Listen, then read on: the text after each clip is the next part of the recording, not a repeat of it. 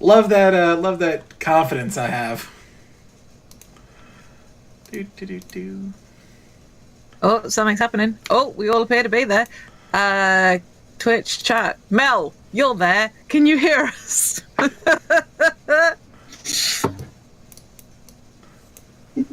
Or can you hear anybody other than Mike, I should say, because Mike's audio is fine. I'm super great right here. I think we're good. I'm hearing Jade. Woo! Oh, can I? Can I now do the thing that I did before? You know, the high thing. Yeah, go for it. Okay. Hello, everyone. For the second time this time, Second time this session. And welcome to Natural Ruckus. Today, we're not playing our usual... I almost said Candlebreakers again. Fuck me. Not the Dreams of the Brave. Second Breakfast Club. Second Breakfast Club. We're not playing that today. No. We are doing a one-shot in the Second Breakfast Club world, which is Yuwara. We're not playing because there's a pause between Season 1 and Season 2. Because we defeated one bad guy. And we're about to... There's a second bad guy about to come in. So, it's going to be happening pretty soon. Next week, right, Mike? That's correct. Can I get a confirmation? And Mike says yes. Thank you, Mike. It's back to me. So yeah, that's going to be happening. Also, next week, I don't know... Well, on Monday, I won't be available. Jade is probably not going to be available for... I'll be fine. Okay. Not sure what you got planned. Well, I'm traveling back to fucking Czech Republic. That's what's happening. So yeah. Hello. Hi. We're back. Mike, take it away. Except David's running session. Or me. Oh, David, fuck That's why David, take it away. That's why the That's why Take it away, David. That's why the Candlebreakers thing is funny. So, yeah, doing a one-shot, a side game, if you will. Maybe we'll revisit these characters if no one, dies. Right, it's the Second Breakers Club. So, it's gonna start off in the Candlebreakers world in a lovely place known as the Eternal City. So, we go to our players. You have found your way into an office. You've all been called here. It seems that you will have some kind of assignment. You all are in the section of the city dedicated to the Mother, the god of life, represented by the sun. And you're not exactly sure what's going on, but you know that someone has committed some great crime against the Mother. And you, fiends and celestials, those beings that were created to serve the Mother, are being called in to do something about it. You all find your way into an office, one at a time, and we'll just have people introduce their characters. And I think we'll just start it off with Tom here. Tom, you're the first one. Hey, David, thank you. Are we in our mortal forms yet? No, you're not. You're in your true form. Sup? I am an Erines. Name's Ziva. And are we Do we have our classes yet, or is that for our mortal form? You're capable of those things, yes. So your form is taking shape based on what you can do. Go. So I'm semi-warlock now, I guess.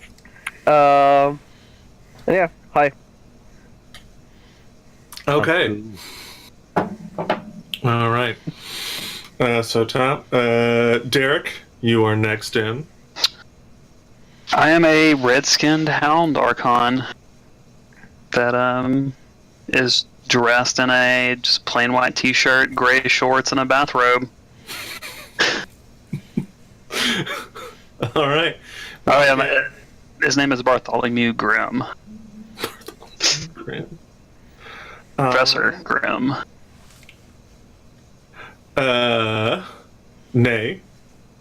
You are next in. It's funny you should say that because I'm playing a nightmare, which is a fiendish horse. Because on the internet, nobody knows you're a horse, isn't that right, Mel? Yeah, I'm playing a nightmare. I don't know. I yeehaw everywhere. That's me. You yeehaw. Yeah, I for think now. that's the noise the cowboy makes, not the horse. Have you met me? Okay. I don't talk, but I won't make noise, so that's me. For purposes of this, you can talk. You're in the Okay. You're in the Eternal City. Okay. Cool. Yeah. If there's any questions that come up in the briefing, I don't want you to feel like you're not allowed to ask them. So. Okay. All right. I will snicker and trot and make it known that I have a question. If I do. All right. And then Jade. This is a very large office, I have to say, because I am an Empyrean, who are a huge creature, about 45 feet tall. So either by some magical means the side of that room has opened up to allow me in, and I'm just sort of sat cross-legged in the corner next to a bunch of stuff that I'm currently too big for, and looking very annoyed about what's going to be happening next.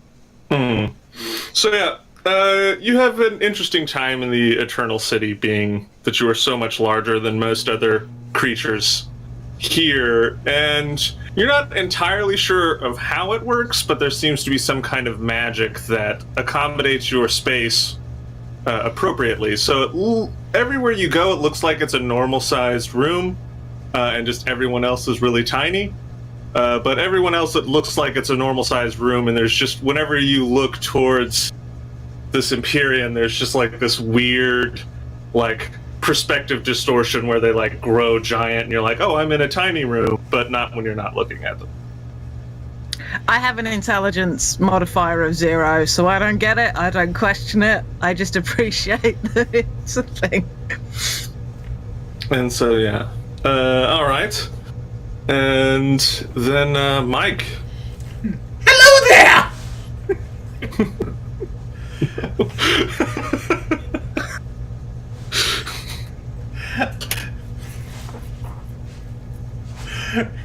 I am a unicorn named Dicky.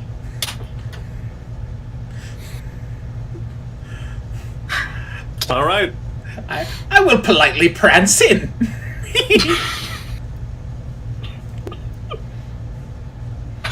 Okay. So, Keep it together, keep it together, keep it together. So you've all made your way to the office. It only took you a few days to fill out the paperwork downstairs that this was necessary to make this visit happen, which was pretty quick. And from a door at the back of the office, an Archon walks in, and pretty much, sits down at a desk. Pretty much looks like this.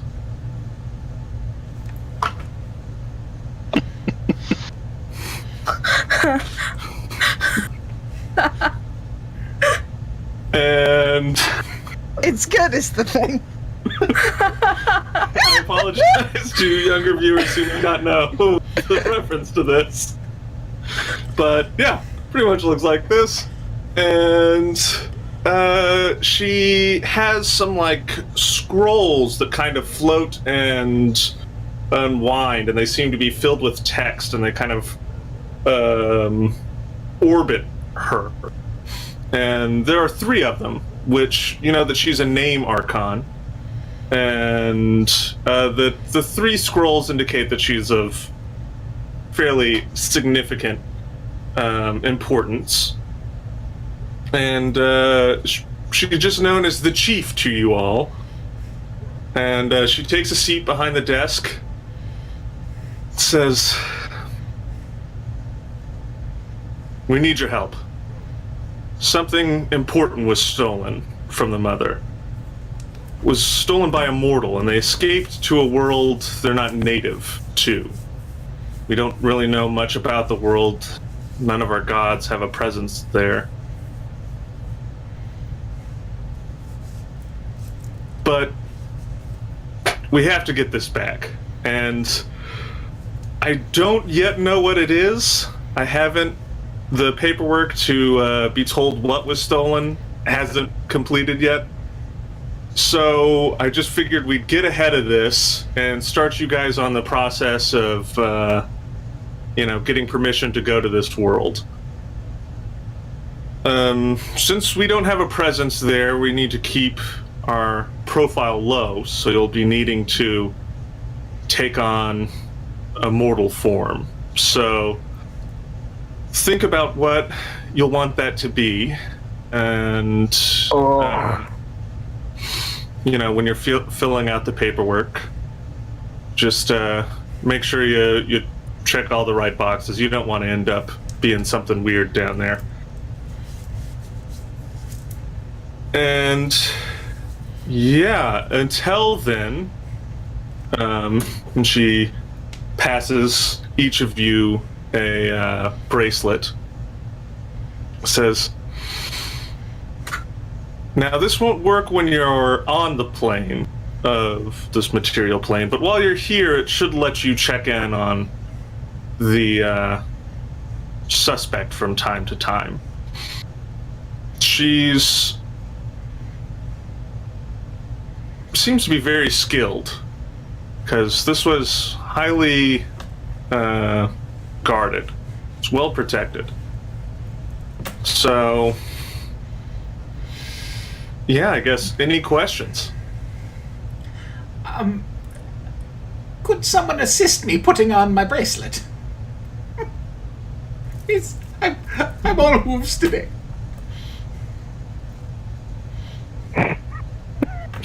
Yeah, likewise. Of course. And yeah, she kind of walks over and just puts them around. Scrunchy style your around legs. my tail. Yeah.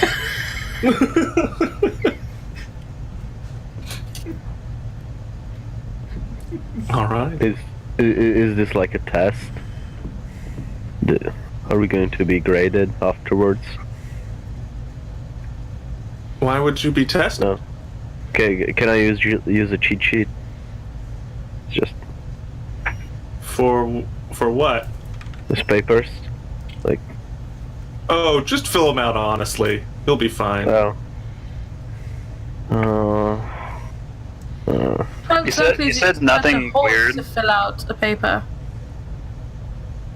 Oh, well, you'll have to go to, the Office of Mortal Affairs to request permission to get a mortal form and whatnot.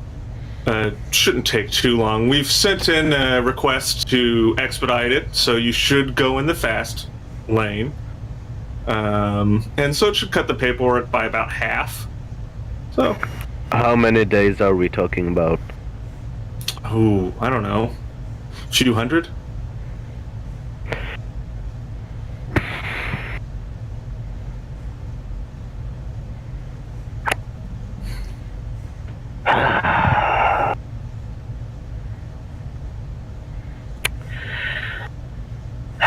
Like I said, we're fast tracking this. We gotta get it done.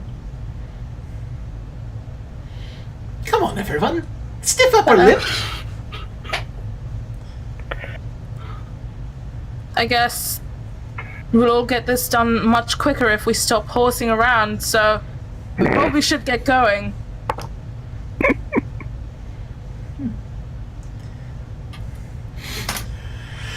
Just go ahead and prance off with the paper. Well, you don't have any of the paperwork yet. Yeah. You'll be given it at the Office of Mortal Affairs. Cool. And yeah, you get there. It takes you not that long to get there. It just takes you a few hours to make your way across the city to the Office of Mortal Affairs. You get in a line. Some little sort of clerks, these little celestial mice, kind of are running around and giving people paperwork that's necessary for them to fill out to be in the line, but they don't want to have a line to get into the line. They a couple thousand years ago figured out that was an inefficient method of doing things, and so they've you start the paperwork that allows you to be in the Office of Mortal Affairs to request the paperwork you need to get the body and all that kind of stuff. Can I catch one of the clerks? Mm-hmm. Hey, lines are kind of old-fashioned. It's all columns now. Would be more efficient. Oh, that's a good idea. I don't want to take credit for it, so would you like to submit that idea? Sure. All right, I'll bring you the paperwork.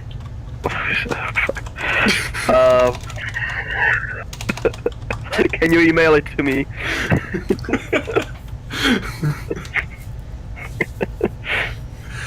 And sort of long story short, you spend several months with the paperwork necessary to fill all this out. Now, you're not too worried about it because you know that time on the plane of the Eternal City moves much faster than it does on material planes. It moves about 60 times faster. Can I check up on the material girl? Mm-hmm. Yeah. Every couple of days. Yeah. It's really annoying, and it's basically just like getting like a slow motion GIF.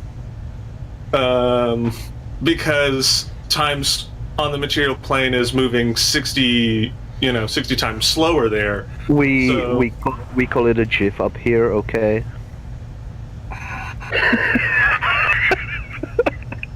Now I see why you're a fiend. Yeah, true. Anyways, yeah. Yeah, you watch and it's basically just like, it's not quite a still frame, like, as it's not moving that much faster, but, every minute that you watch this little video, only a second passes on the video, so, yeah. I guess it's really annoying to catch porn like this. Oh yeah, you're a fiend, so. Well, if you fill out the paperwork to watch porn, I'm sure that. I think I'm good. Yeah, they can get a suitable workround for you. But you might just have to wait 6 months.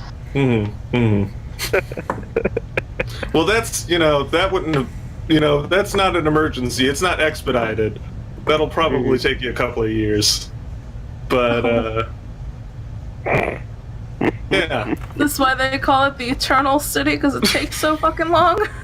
The celestial bureaucracy, you guys. Mistakes cannot be made. All right. So yeah. We spend months with the paperwork. It kind of gets complicated there for about a month. The Traveler files an injunction to say that, you guys shouldn't be allowed to do this. This is his domain, as it involves plane jumping to new places and stuff like that. But as it was the mother's property that was stolen, eventually it all gets worked out, and you get permission to go. And so you check on the progress of this mortal every few days, and you kind of put together through the little still shots that you see. This mortal has arrived in some kind of a city. The mortal's wearing a red hat, a long red coat with a yellow scarf, long black hair, kind of olive skin, and she's fairly attractive, and seems to be in a large city. It seems to be very populated. It's nothing like the Eternal City. There's no skyscrapers or anything. It's a bunch of real small buildings. You can see the ground. It's, one of those mortal cities. And seems to be arranging for this crate to be loaded onto a ship. And then the ship starts sailing. And after that, every time you look in, you're just seeing the interior of a ship for a while. And then they eventually, you see little still frames of them traveling through a desert. And that's about when you have gotten permission to get here. So you know that only a few days will have passed on the material plane in the time it took you to fill out the paperwork. So you're pretty hot on the tails of this individual. And you get back to the chief's office.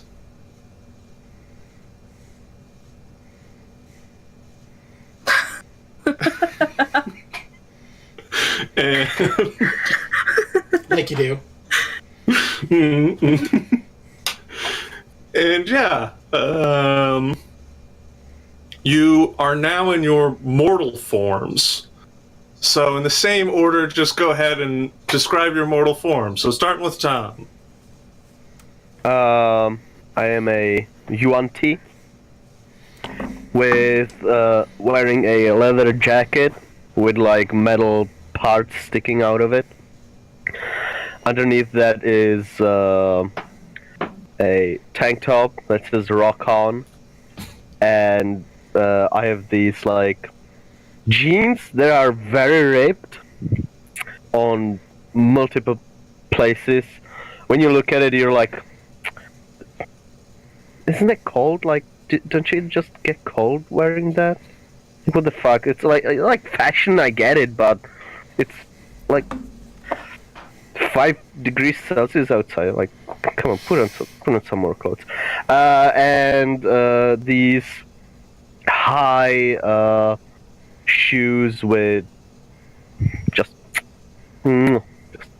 great. And I am a Yuan. I probably said it already. Yuan-Ti. Same name, Ziva. Warlock. Got all kinds of warlock shit around me. So, it's cool. And there's that. Yeah. Alright. Derek. Mr. Grimm, or Professor Grimm, returns as a red-scaled dragonborn. With still the same clothing, the white t-shirt, shorts, and the gray bathrobes. But this time he has a bunch of wands around the waistband of his shorts. Just sticking out of the... Just sticking out of the shorts. Okay. Alright, Nay. No longer a horse, but I'm actually a kenku. I'm wearing all kinds of black leather with raven feathers coming out. It kind of feels like, I don't know, I just put leather on and my feathers are poking through because I'm all feather. Got like kind of this dark cloak over my head. I have a couple hand crossbows sort of hanging off my belt. A bag. That's pretty much it. Are we mentioning classes? Go ahead. Alright, I am a blood hunter. And I've got a few little, what's the word? Vials sort of strapped to my belt as well as some, kind of like a little pack with little tools poking out of it, on the other side.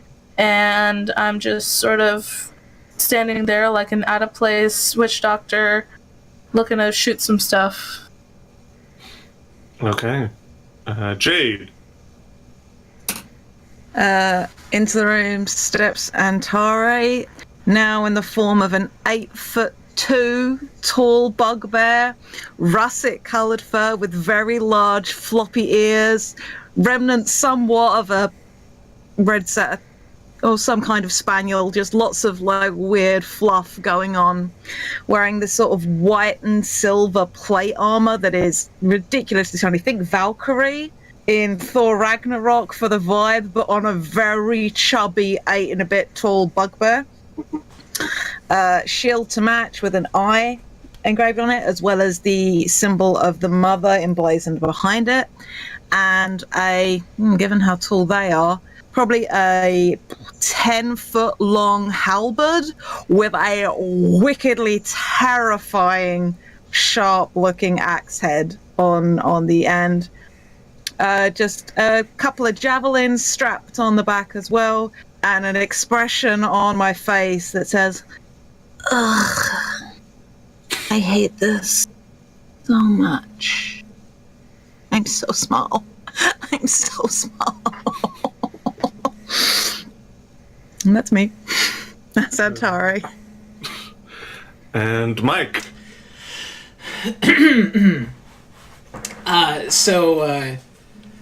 From the other room you hear, "Woo!" as in tumbles a rainbow-colored rooster, wearing flowing silk robes of every color that you could imagine, end over end over end over end over end, flipping into the room. "I've got fingers!"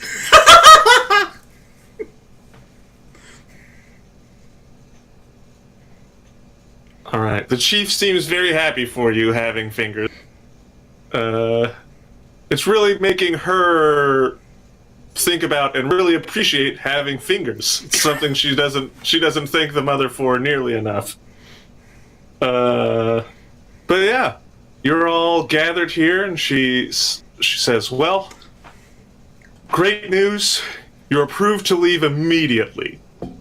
The bad news is I do not have the clearance necessary to know what was stolen, so I can't tell you that. But I can impart on all of you a blessing, so you will be able to find it." Oh, well, that is And goes nice. around and touches each of you on the shoulder. And you feel a familiar type of warmth as magic from the mother infuses you further and kind of incorporates into you in a way that you have a general idea of where to go to get this item back. And right now it's not helping too much because it's just telling you to go to a different part of the Eternal City where you could probably get a portal to this material plane. But, yeah. So, when you're there, if all of you touch the item, should transport back. Now, What if some of us are dead? well, it shouldn't be too much of a problem. If any of you die, you'll just be reformed here, and we can get you back in. All your paperwork's already filled out. We can get you back in, For all of us days. touching the thing, can we just, chop off the dead person's hand and it's going to help transporting the thing back? Nope. Nope, that won't work. No. we'll need all of you present. What about the pretty lady? I'm a horse. I'm not talking to you. The pretty lady. And I wave my bracelet. Do we need to bring her back? Or what? That's not important. Really just need the thing. If Okay. I just needed to know because this is like really sharp, and if you didn't want like her head to get chopped off, I need to know ahead of time. now she committed, crimes against the mother, so if it's Okay, necessary I to got you. kill her, I got you. that's fine. I got you. All right. So yeah, like I said, if any of you die, we should have you back in a couple of days. And Your days or their days? here days. So it'll be Okay. pretty quickly over there. Good to know. And you? What about paperwork? We've got it reasonably taken care of. I would say just die less than 50 times and you'll be fine. After that, it may become an issue.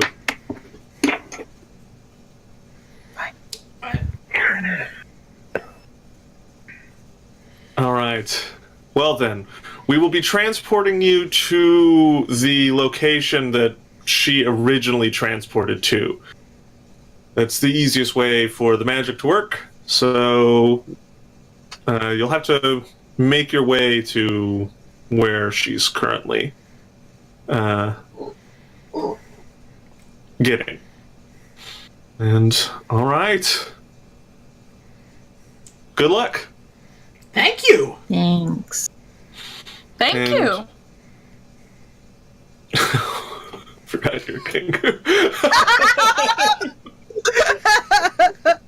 I'm stuck with this. This is my choice. And all right, you all disappear from their room, reappearing in a city street. There's a few moments of panic as your body materializes and you're unable to move. You seem to be in a frozen world until kind of the time difference adjusts itself and you're now totally in this time frame. I like do the trick that you do with your when your ears are popping. Just sort of bash my head a couple of times trying to get the. It's definitely disorienting, and all of you having mortal forms are probably not very used to the idea of feeling sick. But you do right now. You feel kind of like you need to throw up. That was a jarring experience. I hate it. I don't like it. It stinks here.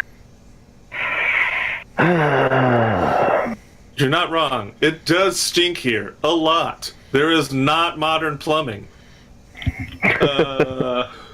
And what is very disturbing to you, there's just literal shit all over the place.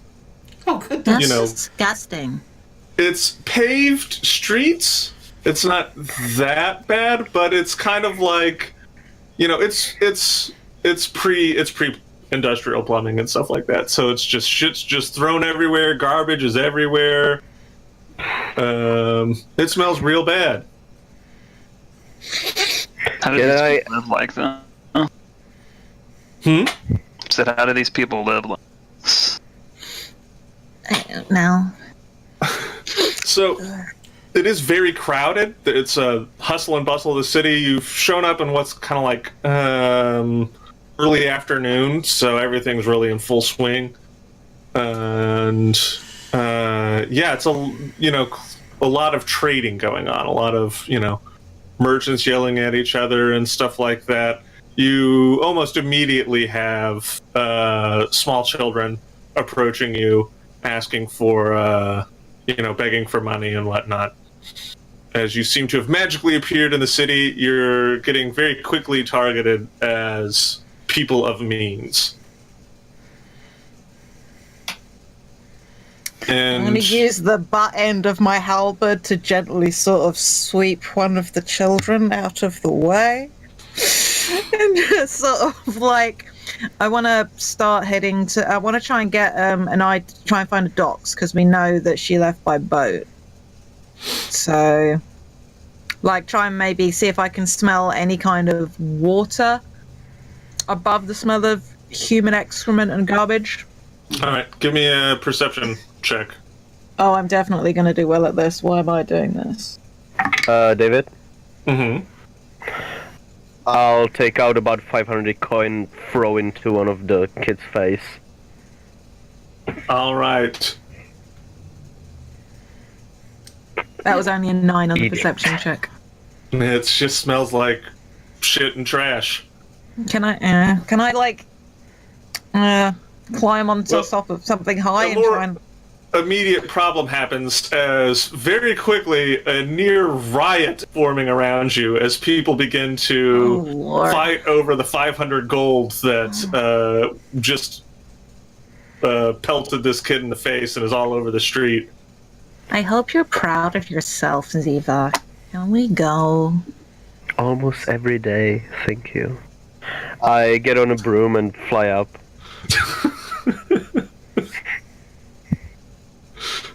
I'm gonna sort of try and breeze past all of them and just speed my way through the crowd. All right. It is considered difficult terrain. What's I'll your dash- Hmm? what's your AC? My AC is 20, Okay, cool. and my speed is 50, if that helps. Okay, so you get out of it pretty quickly. You only have to deal with one round of people like fighting over this stuff and smashing into you and whatnot. Yeah, I'm gonna do the same sort of thing as Corin. Is it Corin or Quarren? Corn. Corin. Like, corn. Like corn. Yeah. Corn! But yeah, I'll just like try to use some of my bulk and like hip check people as I go, just to like get them out of my way. And what's your AC? My AC is 23. I also have the Ring of Free Action, which means difficult terrain doesn't cost me extra, and I can't be restrained or grappled. Okay. I can be grappled. I can't be restrained or paralyzed. So for a very big and broad bugbear in full plate armor with a shield and a halberd. So, Nay, you take 8 damage as you force your way through the crowd. Okay, I'll just caw at them. I'm gonna sprout my dragon wings and fly up. Okay. Jade, you take 5 damage Okay. as you burst your way through the crowd. And yeah, people who fly, it's, some minor bumps and stuff, but you get out of there quickly. And Mike? Yes, Dickie's going to make his way through the crowd behind Antari and shake hands. Yes, quite. Yes, it's very nice to meet you. Yes, thank you very much. Oh, yes, we're new in town. Yes, thank you very much. All right. You're met with some confusion of those people immediately around you as they're trying to fight for coin, and you're like, nope, I need that hand to shake. But what's your AC? My AC is a 27. Okay, cool. So you take 2 points of damage. Okay. So one person got like a very lucky elbow in. You're not sure if it's lucky or unlucky, Right. But Right. I reached out for a hand, they kept reaching, hit me right in the feathers. yeah. And all right. So yeah, you make your way out of this crowd. You are going to have to kind of keep moving as it is growing a little bit, as people are drawn to the commotion of what's happening here. I will throw down my broom of flying and climb on top of it and surf on up about 30 feet above the crowd. Okay. Yeah, so we got 3 people flying, 2 people on the ground. Those people flying, now that you're up here, none of the buildings are very... It's, like the tallest is like 3 stories kind of thing. So now that you're up in the air, you can all clearly see around you, and you see that to the east are some docks. Hey, I don't see any paperwork. This is weird. Oh, dogs, by the way, down there. And I go flying that way. I follow. I'm dashing. Ziva's fairly... Yanti on a flying broom's probably quite easy to keep a visual bead on, especially when you're that tall. So, yeah, just... add the rainbow-coloured rooster and the flying red-scaled dragon bomb. We're conspicuous, yo. Mm-hmm. We're just... Yes. As a group, we are not going to be subtle. I'm shining! It's a very human city, but you're quickly getting the idea that it's kind of a major trade port. And so it's not unusual for there to be non-humans here, but it's clearly a bit more human than anything else. And you all make your way to the docks.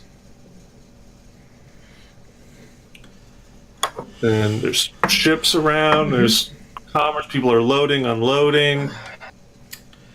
I'm gonna go ahead and make a perception check and see if I see who we're looking for. Okay.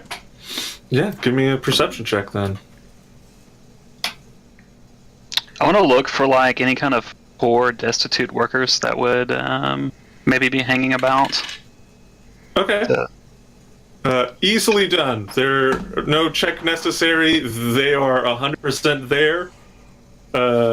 Not hard to find. So you find some. That is a 16. Okay.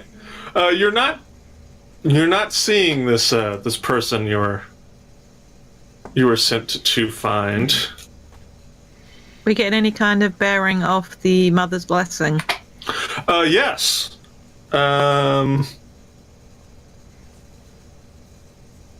Seems to be southwest. So, question. we need a boat. Do we know if this person we're tracking is just human, fae, fiend, undead? They look human. Not undead, but... We were told mortal, but that was... Yeah, you're told mortal. That looks human when you look at her. Okay. I suppose you would have been told the name because she would have had to fill out paperwork to be here, and the name that she gave was Carmen San Fernando. Oh, great. Carmine San Bernardino. Yeah. Carmen San Fernando. Perfect. Trademark.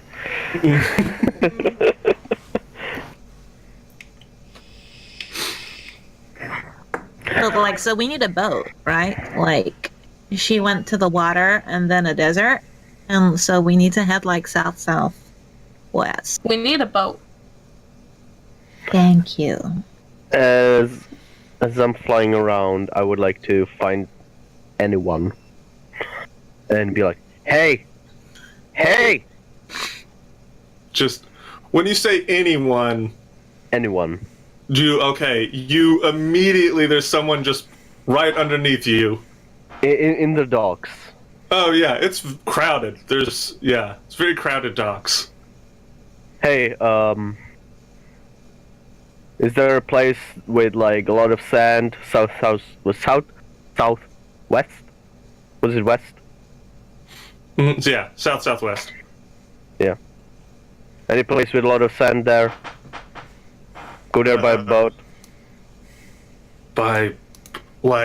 There's a lot of beaches. How far are you talking? No, like a desert. like a desert. Like, are you talking like Uthtark? Sure. Is it southwest? I mean, yeah, it's like a continent. It's south of here. Cool. Thank you. Can I? Where can I get a boat there? I try here. At No the docks. shit, there are boats. Excuse me, I hate to interrupt this riveting conversation that you're having. Where are we now? Here. We're here. Laramir. Or, not Laramir. Laramine. Laramine. Oh, thank you. I turn to, I think Corin's next move is just like, I don't know what the fuck that means, but we're there. I go to a boat. Okay. It's a I boat. get on a boat. You're on a boat.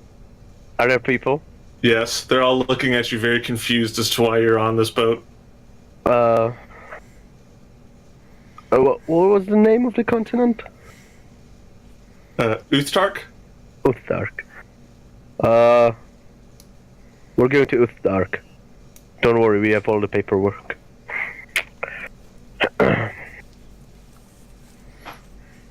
Everyone's just kind of... Some people have sort of stopped. Other people are like cautiously continue just like unloading the cargo from this ship. As a well-dressed elven woman kind of approaches. And... Sup? Hi. Why are you on my boat? I just landed on it. I didn't ask. In this sentence, I said you were on my boat. I said why. That's the question. We are interdimensional cops. Looking for a wanted person that's in Uthdark. And we are confiscating your boat. Because this is a very important mission that's been blessed by the mother. You're not confiscating my boat. I don't know who the mother is. I don't think interdimensional cops is a real thing. Are we there? You're all on the docks. I mean, can we hear this? It depends if you followed. yeah. Yeah. So when I'll she float on says that, when she says that, I would have wanted to say like, interdimensional cops is a real thing. Like repeating what she said with her voice. Hmm. Real quick, Derek, what were you doing? Because you had mentioned you're finding. I was going to see if any of them witnessed the individual we were after when they came through here. When she came through here. Yeah, give me persuasion or an investigate, some kind of check. We'll go with persuasion. That is a 15. Okay. Yeah, she was very noticeable, and she hired out a rather kind of a luxurious ship, one of the better ones that was at the dock at the time, and seemed to be traveling with some people that claim to be a part of the Iron Wings.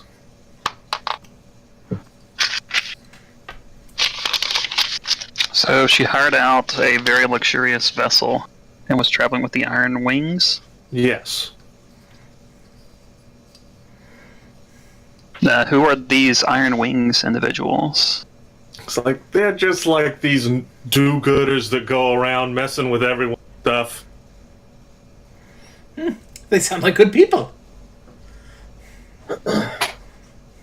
I mean, that's what they think, you know.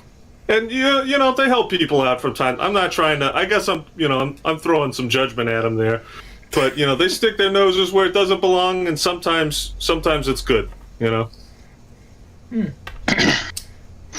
So some self-proclaimed do-gooders. Yeah, they don't have like any authority or anything. They just kind of go around doing stuff. I'm going to give the individual 2 gold pieces for the information. All right, he's just kind of like, hey, you know, I'll be at the pub right over there. A little later, you come by, I'll get you a drink. If I'm around, I'll take you up on that. And yeah, he just goes straight to the pub. He wasn't doing anything else. So. I'm gonna go find the rest of the party now that I have a little information on this individual we're looking for. Okay. Yeah. So you see them all on either on this boat or making their way to this boat, and there's a bit of a crowd gathering around, and you're hearing some muffled voices as we cut back. Look, this plane is under our jurisdiction, and Is it? Shh, horse. So That's our word. Mike. Mike. No.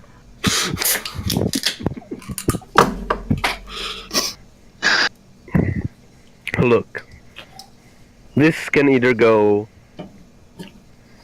in the good way and you can get some money out of it, or you can visit the space prison. Space prison. Isn't there a middle of the road here? What if we commissioned you to take us someplace? I take out 1,000 gold and just drop it on the ground. Okay, How do you keep so much in your pants? In your pants. Interesting question. Okay, you should have said you wanted to hire us. That's a different thing than barging here. We are commandeering your boat for crazy talk reasons. See, So cool. maybe we should just be nice to people. All right, so where are you going? Utak? Okatawa. Okatawa. That'll take a few days. Oh, days we have. We'll have to. We're not ready to leave just yet. We'll have to stock up on some supplies. We'll leave tonight. Is that all right? Stock up on some supplies. Absolutely, do what you must. But we need to leave, post haste. Is there any paperwork? Why would I? Like you want to sign a contract that I'll take you to Uthtark? We can do that if you want. We'll have to get Please no. the dockmaster. I don't know how to read. Please no, please no, please no, please no. Stock up on some supplies. Post haste. Oh. Okay. And she just kind of starts going out, and she grabs a guy and is just kind of like starts talking to him, and you see fairly quickly they are kind of expediting what they're doing, and very quickly it starts turning into people loading stuff onto the ship. You're seeing a lot of people getting back here that hadn't been here before.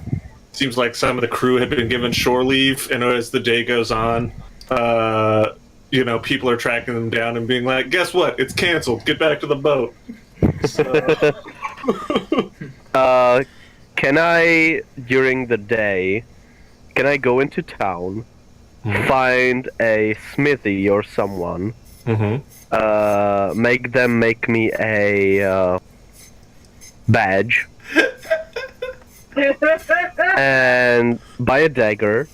And with the dagger, just, like, right into its space cop. I mean, do you specifically want it to be carved in with a dagger? They can just have it say Space Cop when they make the badge. Oh well, yeah. Let's have them make the badge. Okay. And I want it to look like a star with like maybe a something around it, like the ring around Saturn, like that thing, but around the star. Yeah. Sure. You want it. So you're leaving tonight, so it's gonna have to be like a rush job. So it's gonna cost you 15 gold. Is there anything that Here it is. Is there anything that I can help with to move things along faster? Asking the captain. Yes. She just kind of goes, sure, you can help load stuff onto the ship as people are bringing it. Right then, let's do this. I'm gonna go talk with the captain. Okay. Captain, could you tell me more about the Iron Wings? Iron. Oh, is that why you're going there? Well, they're kind of just like vigilantes. They, take up causes that they believe are good and punish those they think are wicked, kind of thing. They, they're good with machinery and magic and whatnot. They fly on machines that look like wyvern. I've only had a few run-ins with them. So they use machines. Does the rest of you not use machines? Some people do. It's not really widely available here. I don't have the money to have something like that. So I just have this, wooden boat. Yes, well, thank you for your information. Alright. Well, anytime, Anytime you guys want to give me 1,000 gold, you can go be space cops at the Iron Wings. All you want. I'm here for it. I'm here for making 1,000 gold. Yes, this joke of yours is the sad reality that I live. Okay. Derek, I love this character so much. This is just the best. I'm just gonna go find somewhere to chillax on the boat now. Yeah. Pull my bathrobe up around me. Yeah. Easy to do. You kind of have to go a little out of the way. Like you can't be in between where people are getting on the boat and then how they get stuff down into the cargo hold. And they're having to get the sails if there's quarters for the ship, that's probably where I would go. Okay, yeah, you paid 1,000 gold, so you get some nice rooms. Awesome. There's 2 rooms for the 6 of you. That's just from a practical standpoint. They don't have any other rooms to give you, so yeah. Can I spend time on the crow's nest? Would they let me? For 1,000 gold, they'll let you be up there. Okay. Okay. I'll just keep an eye out, I guess, up there. Just chilling, because I don't talk to anyone. Unless someone needs me, then I'll be with them, but if no one needs me, then... If someone needs you, they won't be able to find you. It'll be on Crow's Nest. I'll stay up there until, we take off. Okay. That's what I mean. I'm just, watching over everything. So, yeah. Okay. My strength score is a 29. How quickly can I help them move things onto the boat? Very quickly. You'll probably take off a couple hours earlier. expecting. I mean, man, I should have taken boots of water walking. I could have just carried the ship.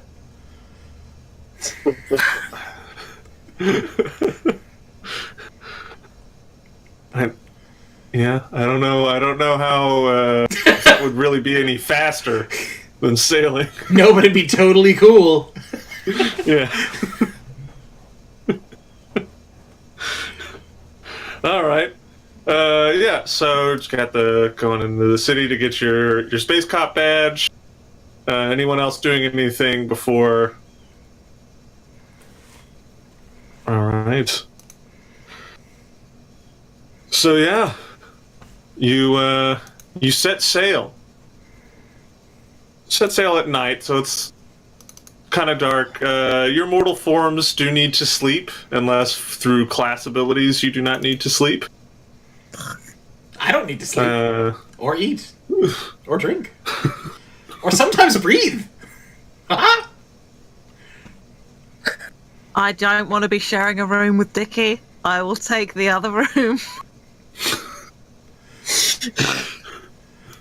Okay.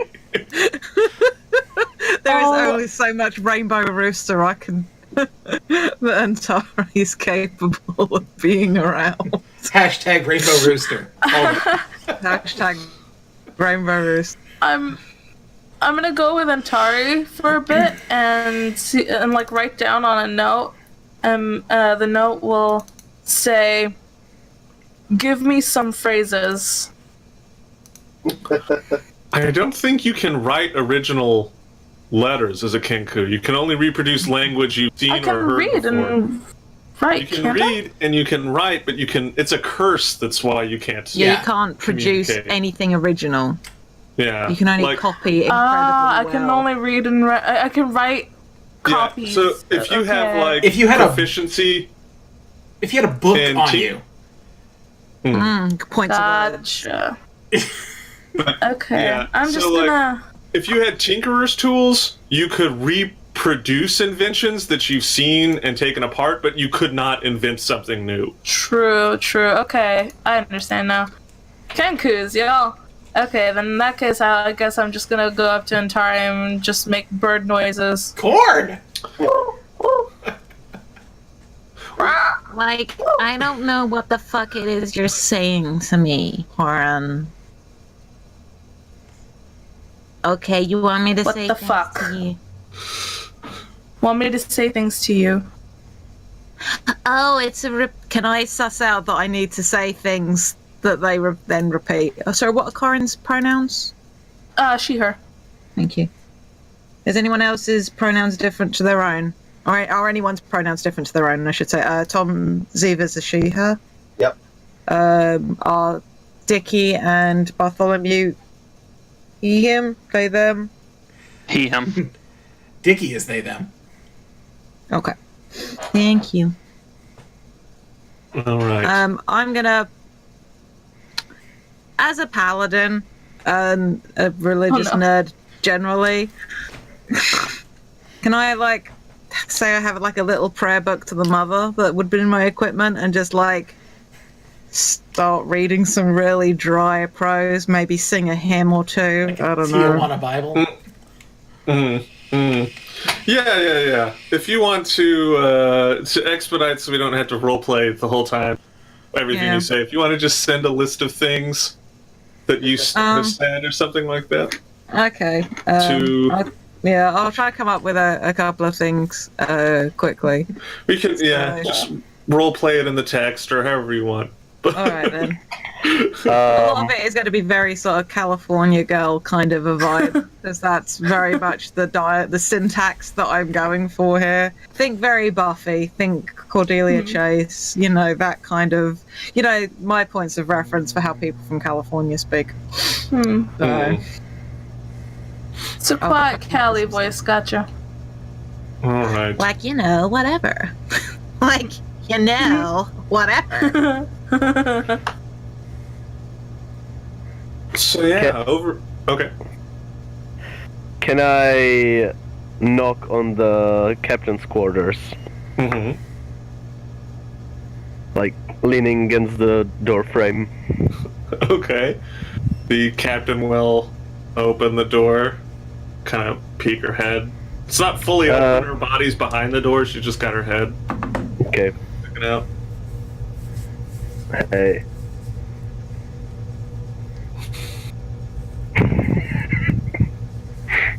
And she closes the door. And you hear a latch.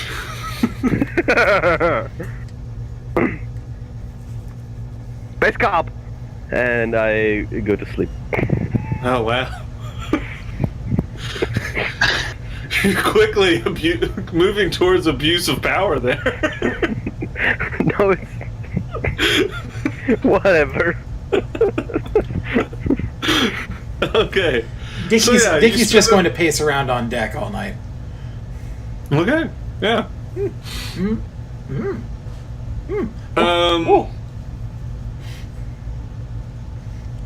Somewhat unexpectedly, about halfway through the night, the weather turns kind of bad. It gets kind of stormy, and the waves kind of become a bit of a problem. I guess I'll go and inform the crew. They seem to be aware of it as well. What's your passive perception? My passive perception is a 16. Okay, so they actually, you notice it as you notice some of them start moving around and acting differently than they had some sense of urgency. So they seem to have noticed the bad weather moving in before you did. Right. Dickie was probably distracted by something shiny.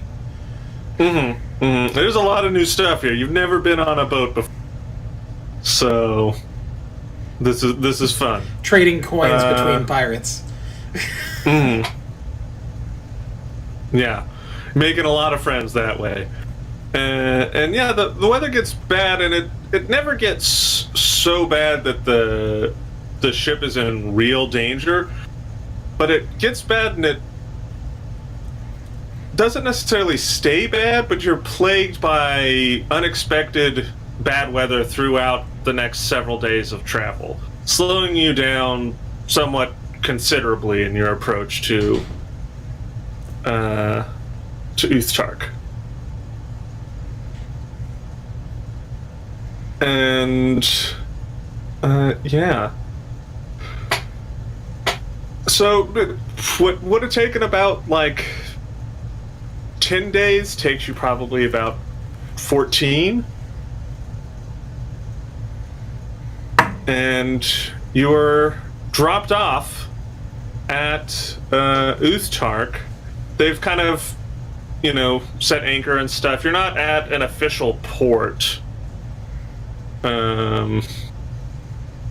Because, well, unless you guys want to go to an official port, but you have a pretty strong feeling of the direction you need to go to, and the port is further away from where that is.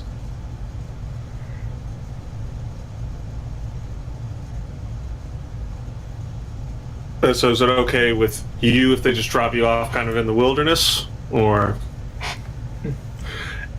Look at the size of these trees! Now, do you want them to wait for you? All right. Well, drops you off. You guys can take, some supplies, food and whatnot. I'll take a bag of grain. All right. And then a bag of corn for corn.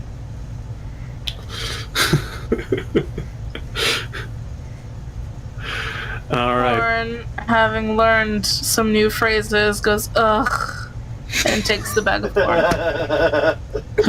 You're welcome! God, I hate being small. Small?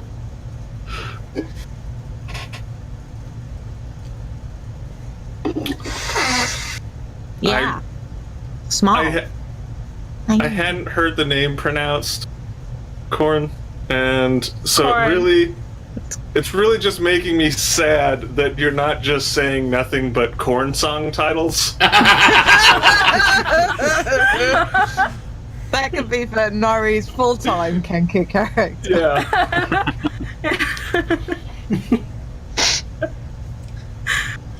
Oh. All right, but yeah. So you're off. Yeah, there's and yeah, you kind of spend several days traveling. It's a dangerous wilderness, but it's not really for you. You have some run-ins with some animals and what that smell your food. And yes. Actually, if I were to speak with animals, would I be able to talk to animals, considering it's not exactly, I don't know, it's like bird noises towards an animal? I will say that speak with animals will allow you to effectively with animals, yeah. You don't have to, suss out the animals to say stuff in animal language so you can say it back at them.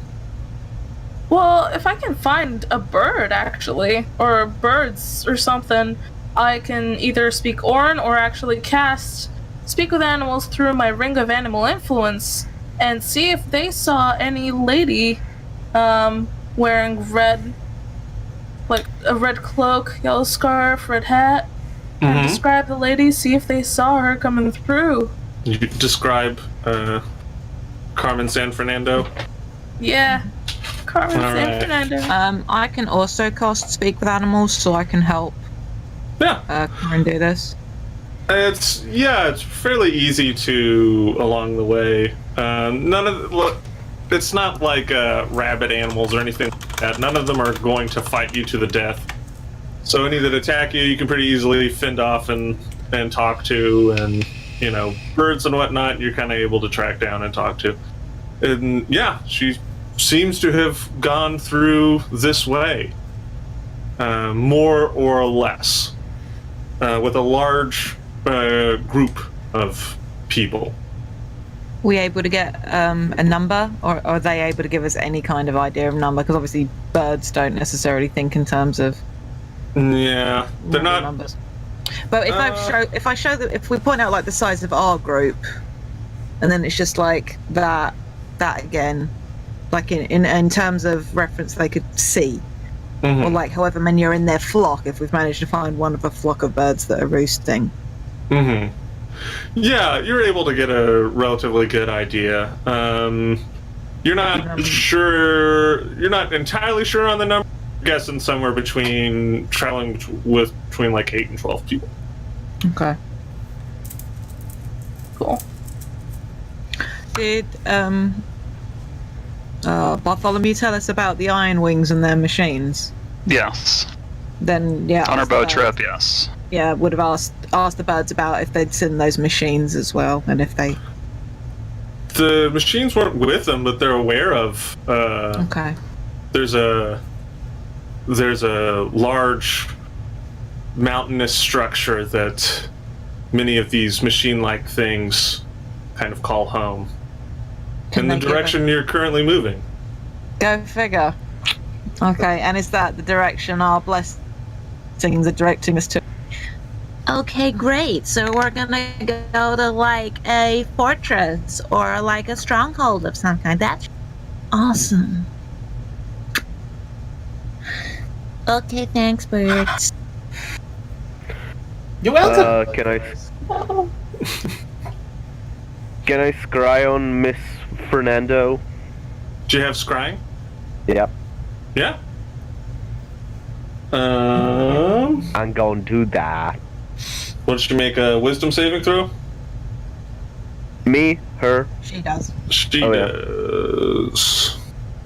Against me, I see. Which is. Where is it? 24. I rolled real bad, so. My spell save DC is 24. Okay. Yeah, you're scrying on her. Cool. Where's she at? She seems to be inside some kind of a tavern-like thing. It's stone floor, stone walls. Stone cold.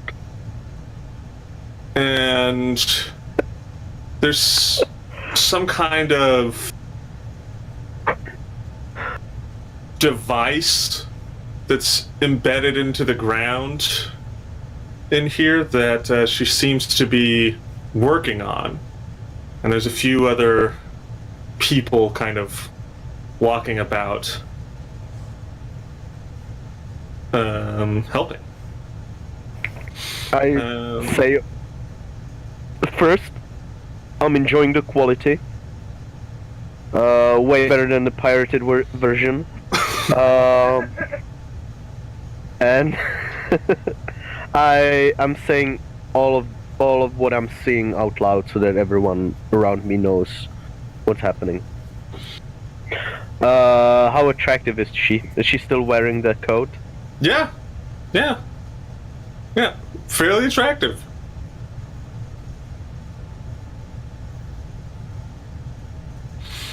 Okay. Well, good Yeah. quality.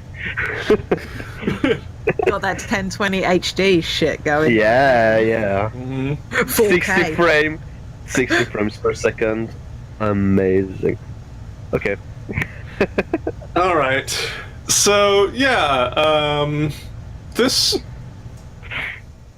you still have to travel a ways on foot with your all speeds. It's probably still going to take you a couple of days of walking, and you are still hampered by bad weather, kind of off and on. And so it slows it down a bit, but it's nothing crazy.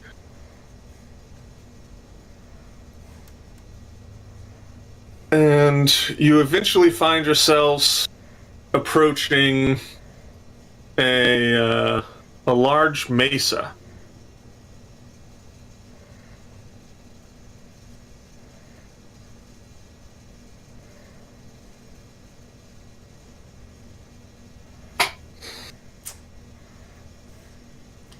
Nice. It's very tall. Almost unnaturally so, several miles.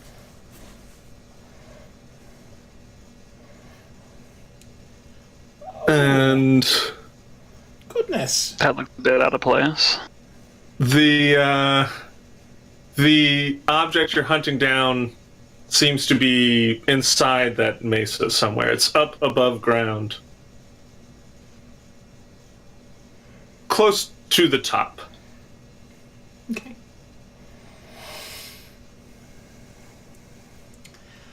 Can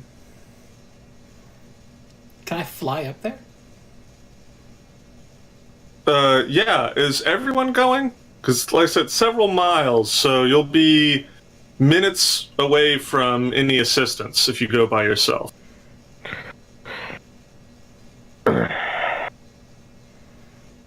I'll go with them. Or with them.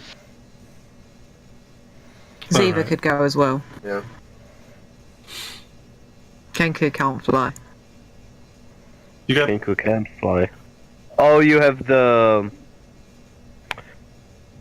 Vax wings. I do, but I want to kind of save that. Okay. Isn't it only 10 Emergency? minutes of flight? An hour? An hour of flight. Okay, well, you can make it up there in an hour. No, yeah, but I want to keep it in case I have to not die, or if I need mobility for whatever reason. I cannot can- fly. So why would I can cast fly, but I can also fly because of my wings. Okay. So yeah, what, a 4th level slot should get the two of them flying? You'll have to probably get cast a couple of times, because if I remember correctly, fly is Yeah, a it's the 10 10 minute. Yep. Yeah. I could actually... I could spend a sorcery point and do extended spell, and it would double the duration. That should probably work. Oh. You could get up there with 20 minutes of fly time. Awesome. Alright, so I'm gonna burn a 4th level spell slot and use a sorcery point.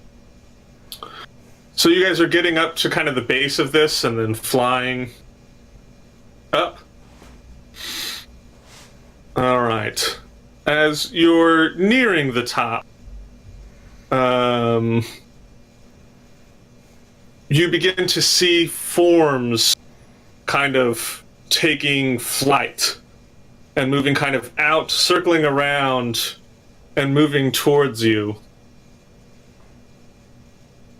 And so you're kind of starting at the bottom here. Started at the bottom and now we're at the top. No? I'm sorry for many, many things. These are the left is the front, the right is the back of this place. So we'll say you're kind of starting out on the left hand image here. And the little black lines are ledges where you could stand. I'll take out my longbow. On the way up, I would like to drink all 3 of my mutagens, which are mobility, reconstruction, and wariness. If you want me to tell you what those do, I will. If not, then we'll get to it. No worries. Cool. All right. Checking something. Sorry. No worries. So And yeah. I'll take out my hand crossbows just in case we might get into trouble. So it's a lot of stuff. It's a few dozen of these mechanical wyverns begin to take flight, and they're kind of they're not swarming near you. They're keeping their distance a ways. How far? They're staying at least 100 feet away. Eldritch Blast. Okay. If you people want to put themselves on the map where they want to be. Hey guys, I'm doing the warlock thing. Whereabouts did you Same say? thing, Warlock. You're starting out towards the bottom of this. I'm on the front left, side. the left side. Yeah.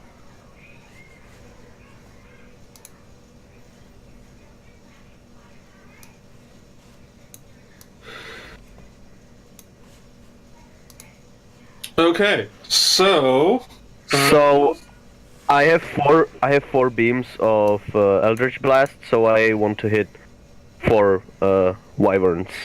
okay. Roll me them attacks for it. Yas. Oh, wait. I don't know what's my modifier. Wait. Oh yeah, I can add that. Mother fluffer. Oh. 20 to hit. First one. I'm I pretty sure that hits. I have plus 16 to hit, so. Okay. Oh, natural 1, fuck that. Ugh. 26 to hit, and 26 to hit again. Okay. Yep. Those 3 hit. Okay. 1d10. Come on, a d10. That is... And thanks to that thing, I can add my charisma to the damage. So that's 12 points of force damage to the first one. 12 points to the second one.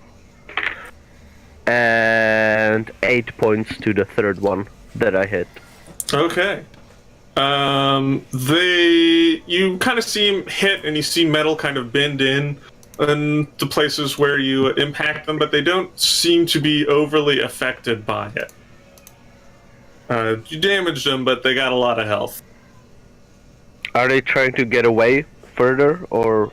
No, they're pretty okay with it. I'll go ahead and get initiative from everybody.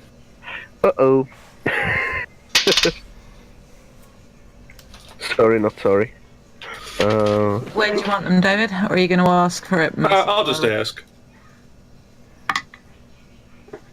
Ooh.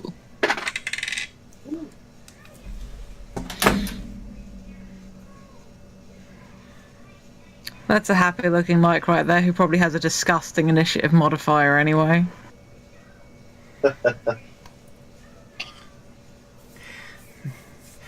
Don't blame me, blame Dickie. Fucking Mikes. All right. Okay.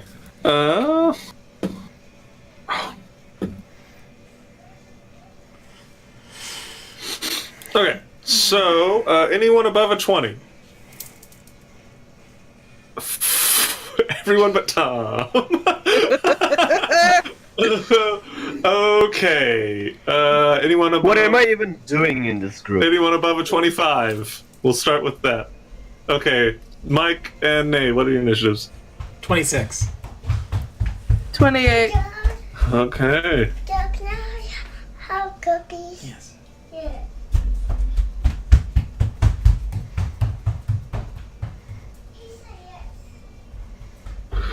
All right. And okay, so then Jade. I got a 23. I don't know about Okay. Eric. I got a 23 as well. Oh. I got plus. Do you roll it off, or is it just based on the dex? It's just I got simultaneous. plus 4 dex. Simultaneous, so you get to choose each time. So Okay. if it ever benefits you to do the other way than you normally do it, you feel free. Okay. Sure there. Tom, what'd you get? 18. 18. Okay. Okay. So yeah, like I said, there's a few dozen of these things kind of out swarming around. They haven't fired at you yet, but it looks like they're getting ready to. You know, it's Tom didn't like disrupt a peaceful meeting or anything like that. So Nay, you're up first. So, okay. Excuse me. First I'm gonna take, well, I have my crossbows out.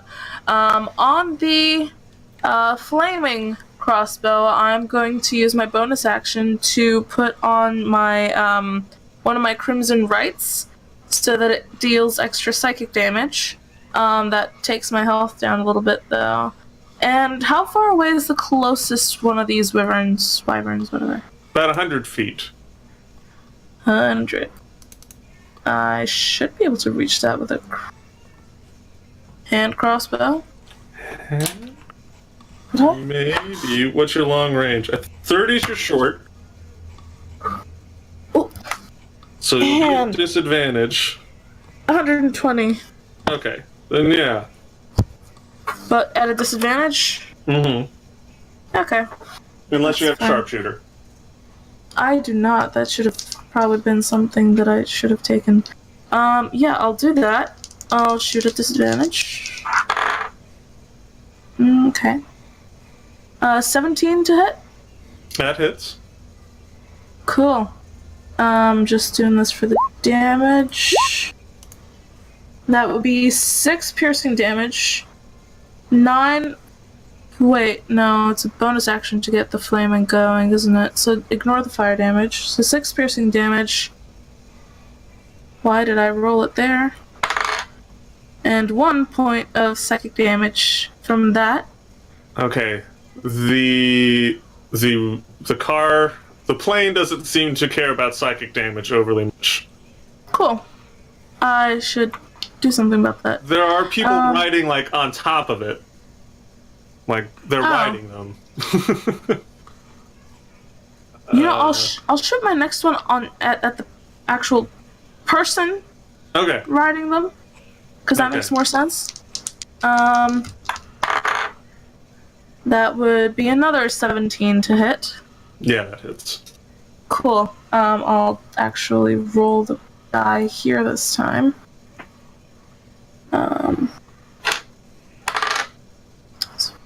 5 plus 1. So 5 points of piercing damage, 1 point of psychic damage Okay. for my second attack, and it's action, bonus action. That's my turn. I'm gonna move up a little bit. Like there. Okay. Mike. Yes. What you got? So these people definitely look hostile then. Yeah. Yeah. Well, I suppose it's time then. I'm going to heft out my hammer and hurl it at the closest one to me. Okay. Alright, so yeah. Make me that attack. Yeah, I'm gonna do that. What's your range? Are you at... Is it at long range for you? It depends how close is the closest one to me. It's about 100 feet. Yeah, then it's long range. Okay.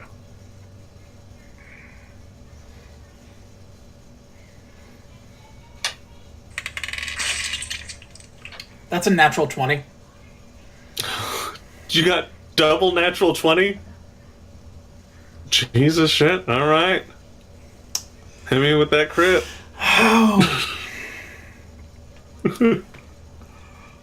That's an amazing amount of damage. Do you want me to double the damage or double the dice? It's double the dice. Okay.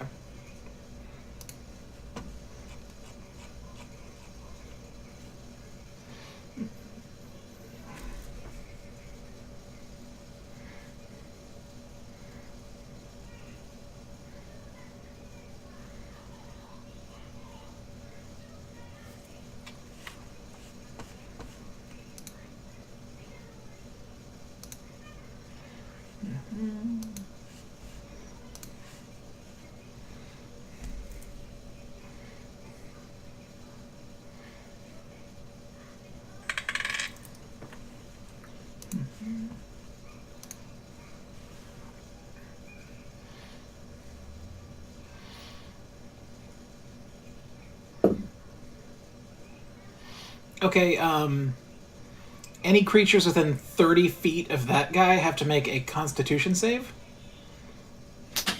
Okay.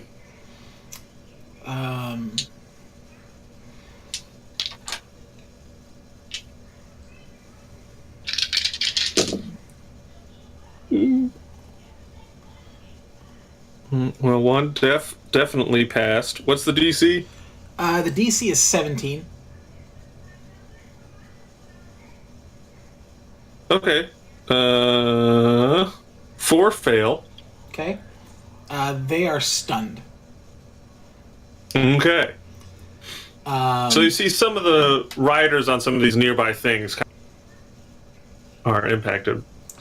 Then 300 feet out in all directions, there is an audible thunderclap as a bolt of lightning comes down and hits the person I hit.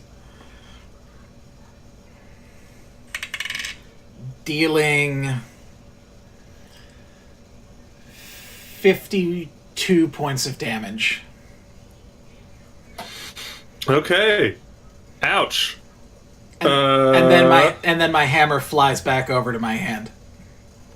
Okay.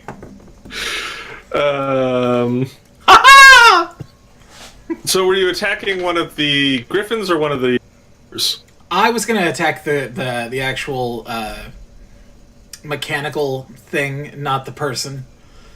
Okay. And yeah, it was a crit. So yeah, its rider actually seems to have passed its save. Mm-hmm. And you see the hammer kind of hits at like one of the wing joints, and it's kind of like scraping. You're seeing sparks kind of fly out from it. Looks like it can still function, but already the rider's like pulling it away. Like, nope, I'm not risking my mechanical griffin in this fight. It's out. Okay. Then I'm going to spend a key point to activate Step of the Wind to double my movement. Okay. And I am going to move up next to the one that is closest to me. So they're... Oh, you're flying, right? So yeah, you can... So yeah, you kind of fly out. They're kind of surrounding you away from the cliff. Boy. No, you can go have something else. But I'm hungry. Go have a popsicle.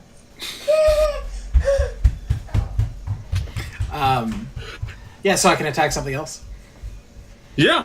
You move into melee with they're about 100 feet out, so your flight speed's what, 80? My fly speed is 80. So yeah, you easily get to one of them. Cool. Then I'm gonna come up next to one of them, and should I declare that I'm gonna go next to one of the ones that made my save? Sure. Yeah. You can easily do that. And then I'm going to There's no possible. quivering palm that person. There's no possible. Okay. Sad. And that should make them make an additional Constitution saving throw. Mind you, this is my second attack. Okay, they fail. Okay. And if it fails, they are reduced to 0 hit points. Okay.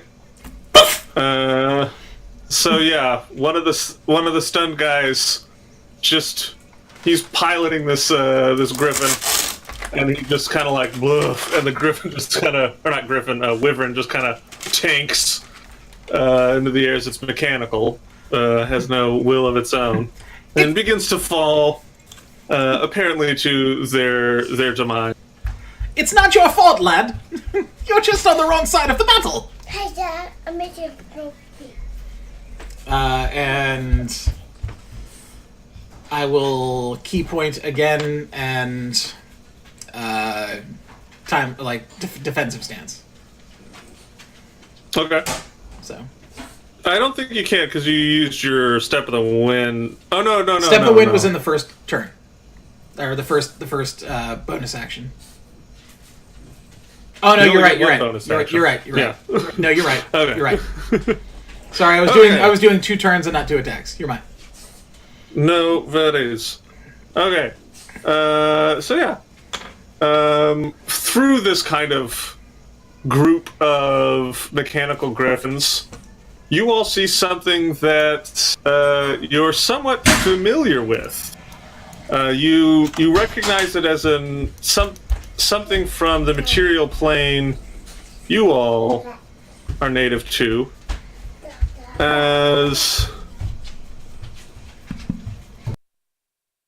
a rather large dwarvish gunship seems to be making its way through this group of mechanical griffins.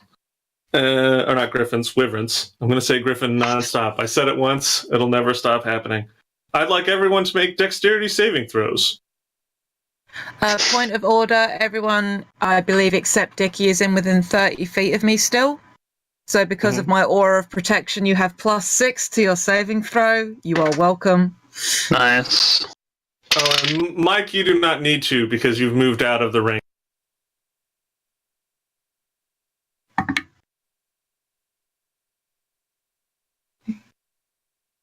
Uh, 26. Okay. 31. All right. 22. Okay. Natural 1. +6 Plus 6 plus 5, so 12. There you go. Is this a spell that requires a dex save? Yeah, it's a spell-like ability thing. Oh, well, good news. You also have resistance to spell damage because of Aura of Warding. Whoa.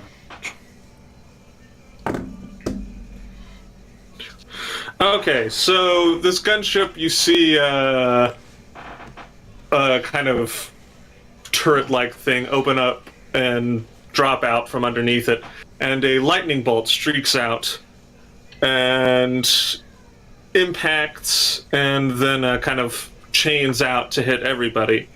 And so, since you're resistant to spell damage, Nate, everyone will take half, unless you have evasion, of 42 electricity damage.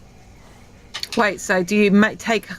So was that 42 is the initial damage, or was 42 the halved damage? 42 is the initial, so you'll each take 42, half so of that. 21 is half, and then halved because of resistance. Except Nate rolled a 1, so if you have resistance to electricity, you have it again.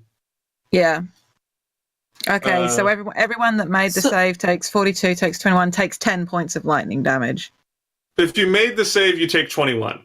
Yeah, and then everyone within 30 feet of me has resistance to spell damage. Oh, okay. There you go. Because of Aura I was of missing Warding. that part. Okay. So Nay will take 21, everyone else will take 10. Okay. High level paladins, y'all. Mm-hmm. Fantastic. That's very good. All right. That seems to be this gunship's turn. So Jade and Derek. Do you know what you're doing, Derek? How far away is this gunship from us? It's about 50 feet away. Yeah. I know what I'm doing then. You go. Centered at the point of that gunship, I'm going to cast the 7th level spell Reverse Gravity. Well, that changes what I was going to do, so I'm glad you went first. Okay. Yeah, you see it kind of tumble up for a second there. All right. Any movement or anything?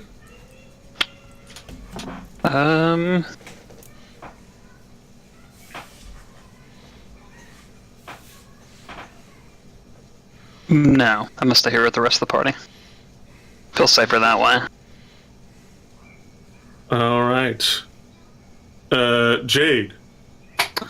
Well, as that's now gone sort of flipping off because reverse gravity's, or is it managing, because it's a flying machine, isn't it? So It looks like that's going to slow it down for a minute here, but it should get, at some point, it'll get control of itself.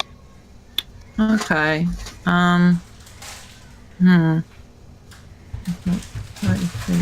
Movement.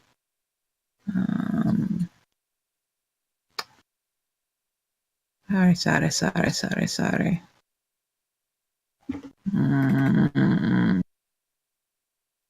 I can do so many things, and yet none of them are particularly good right now. I will. I'm gonna keep pretty close to everybody. I'm gonna use my movement to get to about there, sort of like interposing myself a little between. I'm not gonna put myself in a straight line with everybody, but like just there. And I'm gonna hold. If I hold my attack, is that my attack action? I'm sorry I know this question comes up a lot across the various games, but it's such a weird fucking rule. If I'm holding my attack, is it my entire attack? Or entire attack action, I should say, which is 2 attacks? Or is it a single weapon attack? I've heard single weapon attack is the most recent ruling on it I've heard. Okay. Yeah, sure. I can make that work. Okay. As a bonus, can I take a potion as a bonus action? Yeah.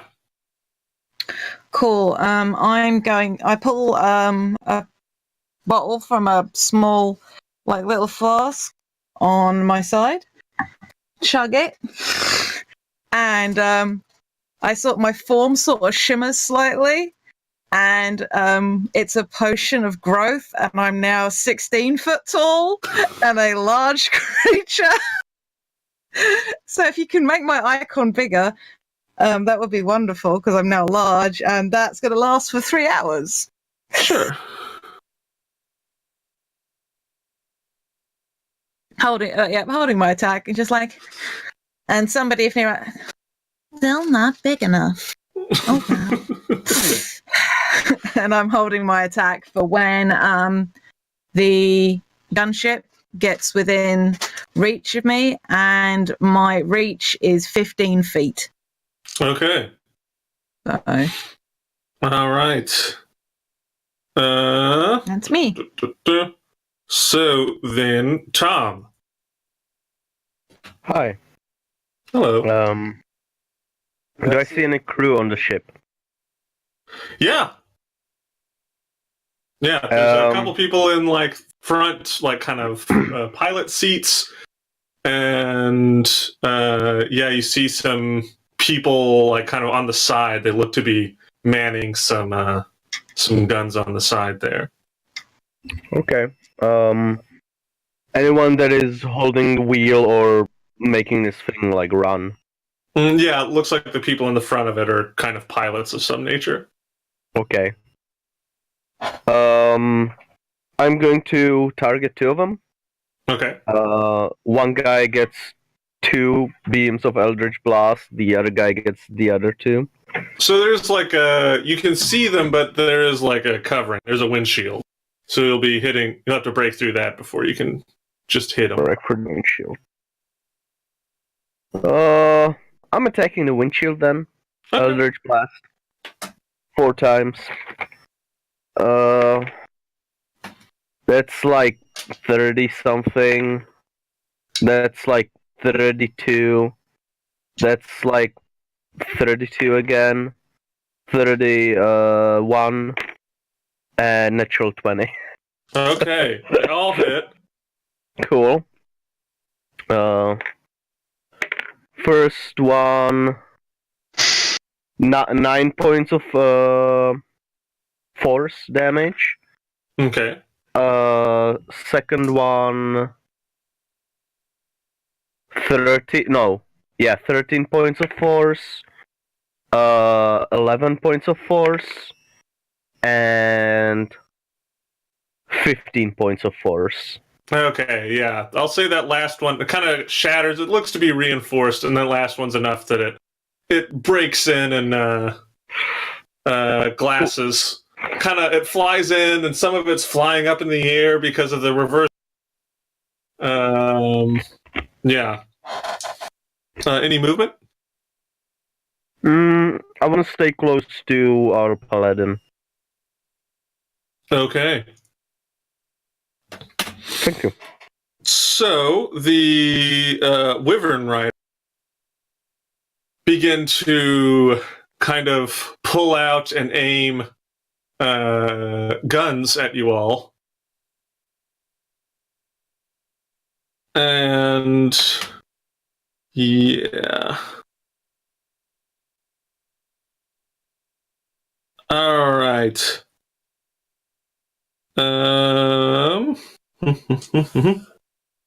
So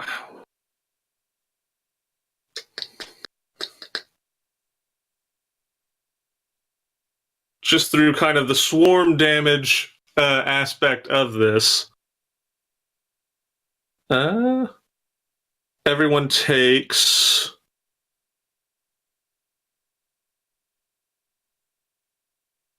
takes 20 points of piercing damage. And 20 or 21? 20 points of piercing damage. And also 20 points of thunder damage. Can I screw up some of that by using my reaction to target one enemy to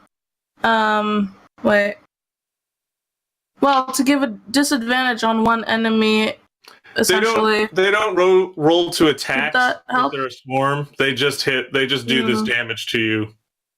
Okay. Oh, that's fair. round. They're not actual like units. Yeah. Okay. Like, you make that one guy miss, but overall you get hit and take this kind of damage. Gotcha. Never mind then. So yeah, 20 piercing and 20 thunder to everybody. And that is their turns. And, you see... Where is this? There we go. Stepping out on this ledge here is Carmen San Fernando. Oh.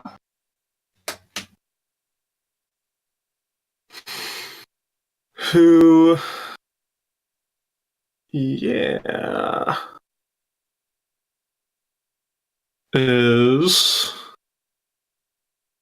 going to hold out a wand.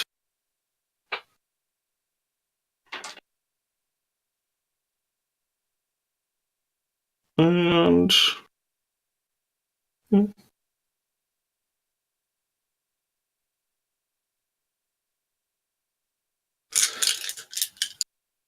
And, yeah, we'll say Jade, since you're the big person right there near. You see a barrage of magic missiles Cool. approach. Rad. Love And- this. How far away from me is she? Not too far. She's just on this ledge right above you here, so... yeah, she's like 10 feet away from you. Oh, then as Sentinel, when somebody enters my range, I get an opportunity attack on them. Okay, go ahead. Can I do that, or because I was holding my action, I can't, because that takes my reaction? Bullshit. So you can use your reaction to do this, but you'll lose your Lose held my action. held action. Okay, sure. Do you want to do the thing she did to me first, and then I'll Sure. do my attack? 1, 2, Action. 20.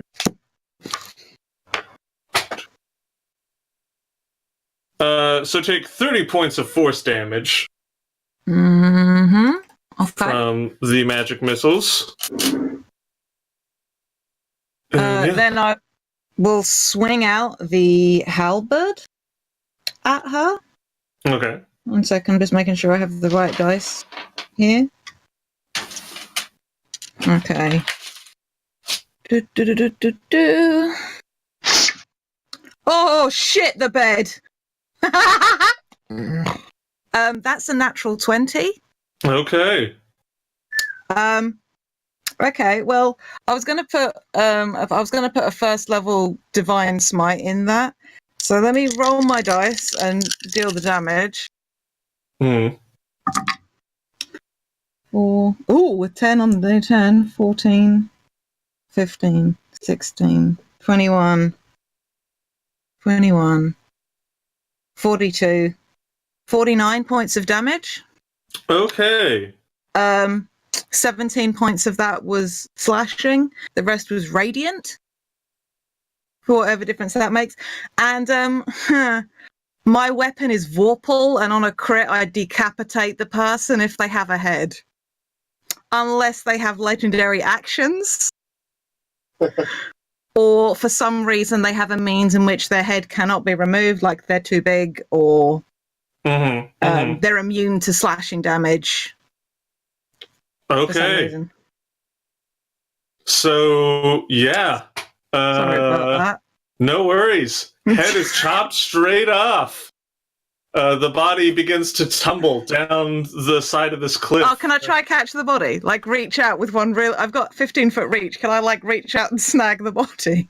I'm going to say no, because you used your reaction to stab, Chop off the head. chop off the head. Yep, valid. Maybe if it had just stabbed in and killed, you could have just like held on. Ziva's directly underneath. Can Ziva catch the falling body of Carmen San Fernando? If anyone beneath there wants to. Sure, I will try. Okay, give me a dex check. That is a whopping 15. Okay, yeah, she's not fighting back. So yeah, you catch this body that kind of slams into you, and it takes you a second to rebalance yourself. You have her in your arms. The head tumbles past you, and as you kind of float up, you see the skin tones begin to kind of change, turning somewhat gray. The arm stretches out past what it was before. The fingers elongate, turning gray as well. Changeling. And yeah. I am... Well, it's not my turn yet, so whatever. You know what? At that... I'm gonna say... that was kind of what this group needed to go, like, maybe we don't want to fight these guys for the money we got paid. A 16-foot bear chopped the head of You're muted. I should have just yelled louder. Yeah, well, a 16-foot bugbear with a very large halberd decapitating the person that hired you might do.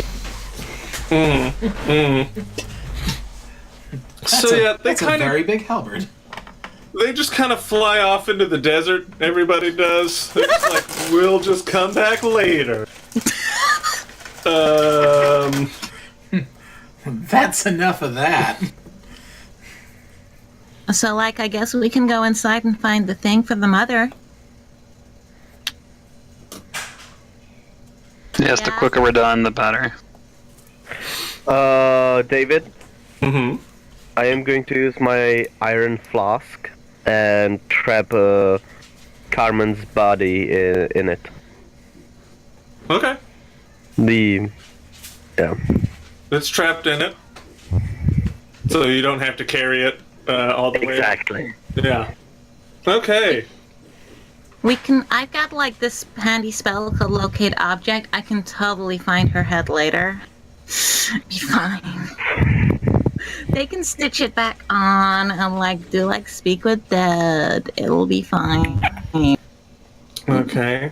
Give me one. I explicitly asked the chief if it was okay if we killed this person. That you did. Did ask. It's true. True. I specifically asked the question. That you did. That you did. So give me one. I have to edit this a little bit. Here, let me cut off the next 3 pages worth of work I did. Oh no! It's not. It's not that much. It's 9 p.m. GMT. Arguably, I helped. Yeah. So you all make your way up, and the top of this mesa has kind of been carved out. There's kind of almost not a tunnel, because that implies it's a little bit too thin. It's just it's about a maybe 80-foot radius hole, just kind of carved down into this mesa, and the bridges kind of cross it here and there. You see little alcoves where these mechanical wyvern were kept, and it goes down about 100 feet, and then there's a floor, and then you see what seems to be kind of like a well-defended gate.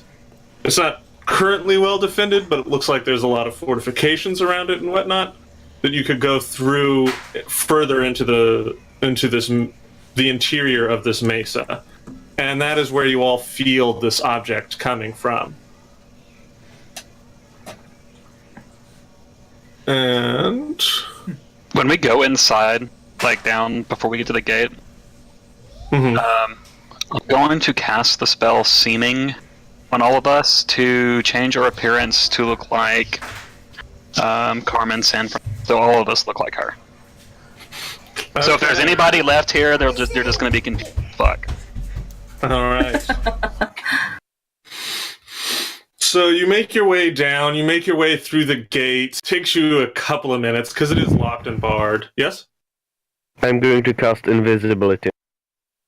Okay. Thank you. All right. We'll say you're invisible. It's a question for a later time of, are you invisible? And then there's an window that follows you. But we'll say you're invisible. Thank you. And, all right, you make your way through the gate. Takes you a couple of minutes.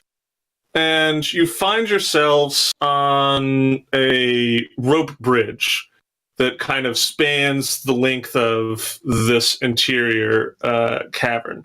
And down below you, you see the device that Carmen San Fernando is working on.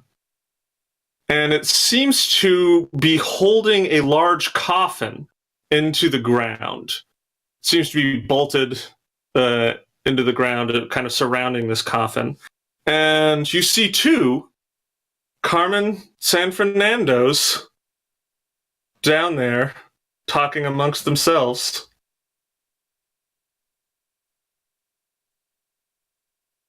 And they, as you begin to walk in and the rope bridge, complains under your weight, they kind of look up at you. And about 100 feet below you, they begin to cast.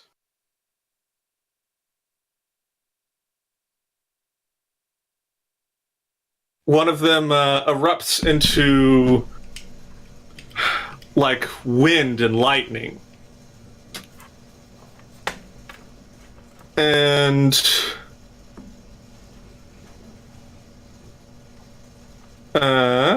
oops, I deleted the wrong one. Whatever.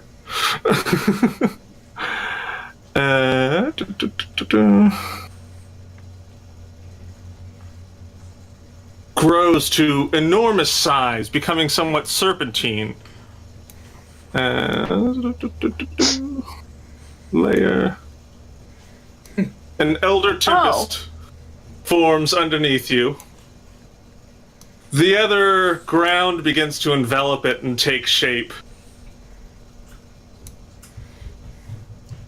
Oh, goodness. Can I go to our bugbear? Dad, I need help with Mm-hmm. And I am fixing this, and I can't do it. Every time I try to do it, then I can't. There you go. I am going to cast Foresight on our bugbear. Okay. I'm gonna leave here. And this, the other Carmen San Fernando Fuck. seems It to takes turn 1 minute. Oh, so you could have done it right before you walked in. I'll let it happen. Okay, thank you. Begins to turn into this giant earthy turtle. You all recognize these things as elder elementals, beings that could, if they were a little bit more intelligent, would have almost godlike powers. You're not sure if you can win this fight in your mortal forms. Is the coffin still there? The coffin is still there, and it seems that whatever you're hunting is inside that coffin. Okay. Cool. And yeah, so 100 feet down, we'll just keep the same initiative, roll with it. Okay. We'll hurry this up. Nay. Crap.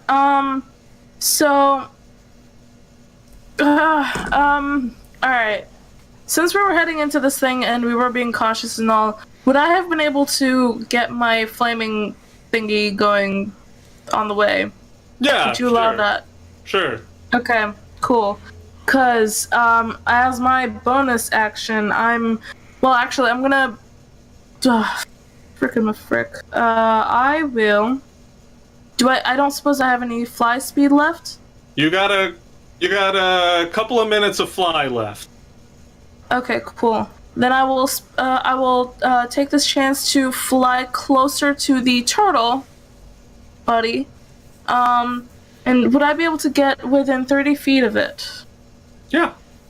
Okay. I'll go just 30 feet away, and I'll use my bonus action to do my blood curse of mutual suffering, and I'm going to amplify it by taking some damage, which is 7 points of damage, which I'll give to myself. Basically, I'll link to that creature for up to a minute, forcing them to share in the pain they inflict upon me.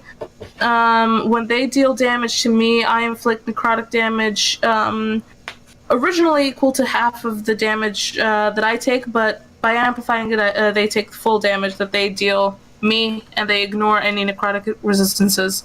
So basically, any damage it deals me, it takes. That's my bonus action, and as an action, I'm going to attack with my flaming crossbow, which has the right on it.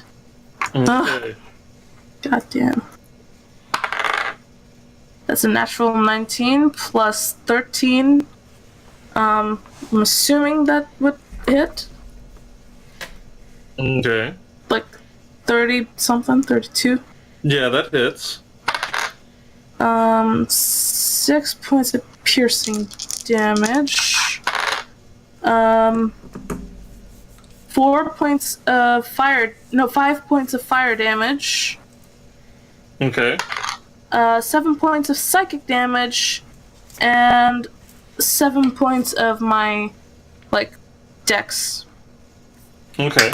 damage thing. That's Wait. part of the slashing or whatever, or piercing. Yeah. So, 6 plus 7, 13 points of piercing damage. Just separate out the fire and give me everything else to. Okay, 5 points of fire damage, Okay. and then 20 points of other damage. Okay. That's my first attack. All right. And I'm gonna attack again with the same weapon. That would be a 17 to hit. Misses. Oh, okay. Saucy. That's my turn. All right. Okay. Mike. I believe it sorry. means that it's my turn.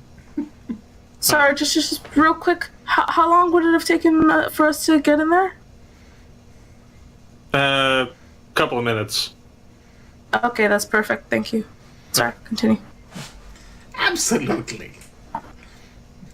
I can slip out of Dickie's character anytime I want. Little do you know, this is my voice when I'm not on camera.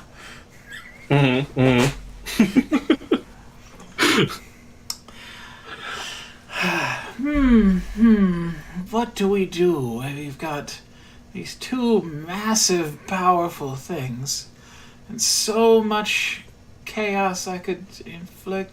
I think what I'm going to do is I'm just gonna fly up to the air elemental. Okay. And I'm just gonna ask if we can just not do this. Could we just not have a fight again? That things should be able to go along peacefully, right? Give me a persuasion.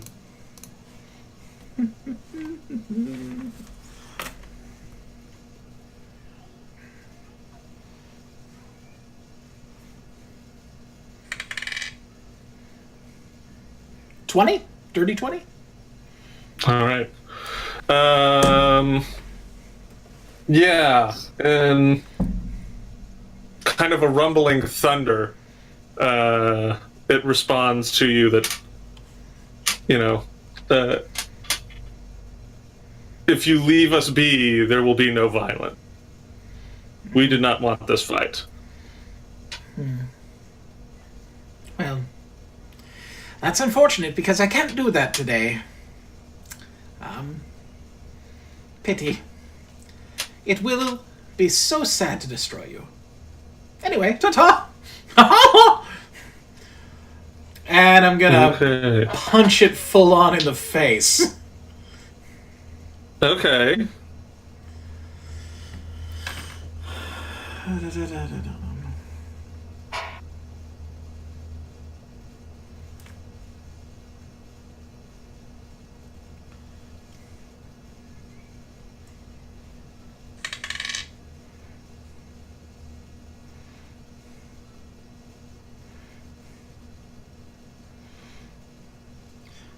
Okay, that is a 30 to hit.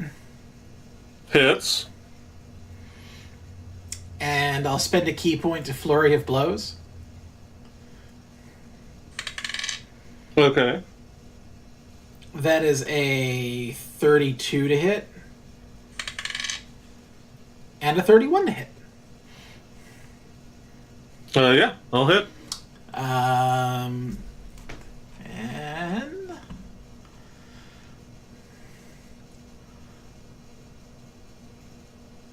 I will spend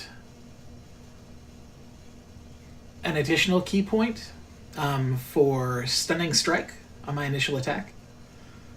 Okay. So it needs to make a Constitution saving throw. All right.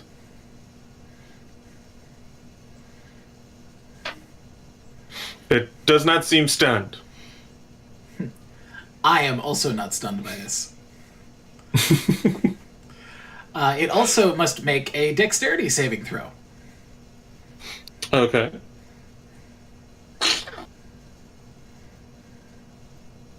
It's 27.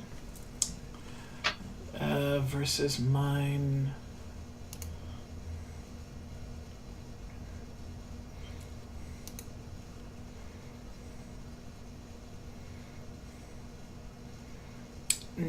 That makes it. Okay.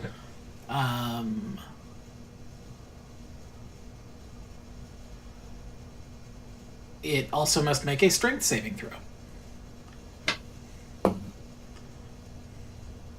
Okay.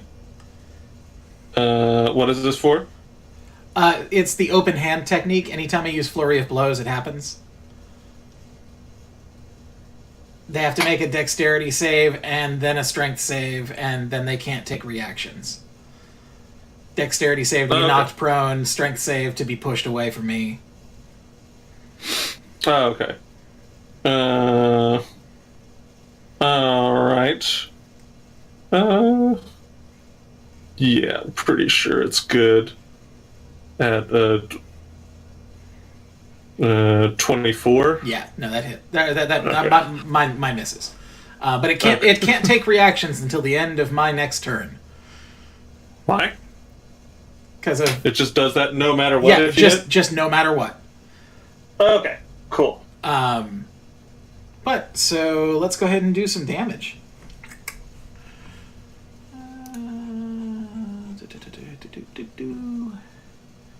Okay.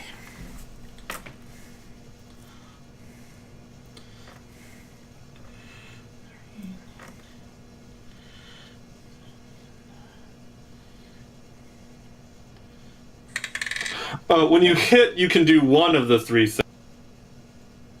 But there's no save for the can't take reactions. So you can just impose that. I'm sorry. That's because I was wearing sunglasses. That's my bad. Worries. I've never gone way of the open hand, so that's new to me. Mm-hmm. But between my Flurry of Blows and my attack, that's 30 points of damage. Okay. All right. I want everyone to make dexterity saving throws. Anyone within 30 feet of me, remember your +6. Is this a spell attack roll or a spell that requires a dex save? It is not a spell. It's the natural ability of this creature. Who's getting hit? Everyone.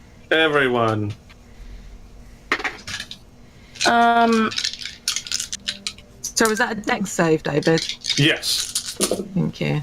Ooh, and I rolled super good. 21. 31. So if you got a 20 or better, you'll take half. Cool. Cool. It is lightning damage. Again, anyone within 30 feet of this will be halved as well.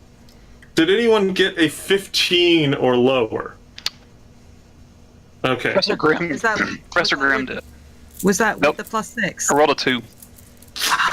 Okay. So you're stunned until the end of your next turn, and you'll take the full damage. How much damage were we taking? So it's 34 lightning damage. Everyone, if you got a 20 or above, you take half. Otherwise, you take the full 34. And if you got a 15 or lower, you're stunned until the end of your next turn. So if you made the save, you take 8 damage if you're within 30 feet of me. Do you get resistance to... Is it spell damage? Or... It says resistance to spell damage. I'll check the wording in case it's magical effect as well, because it's on my crib sheet. Okay.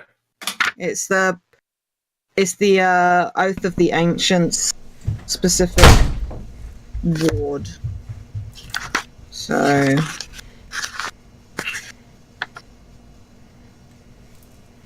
Resistance to damage from spells. Okay, so that wouldn't be. Yeah. No So problem. yeah, it'll be 16 if you pass. But that's its turn.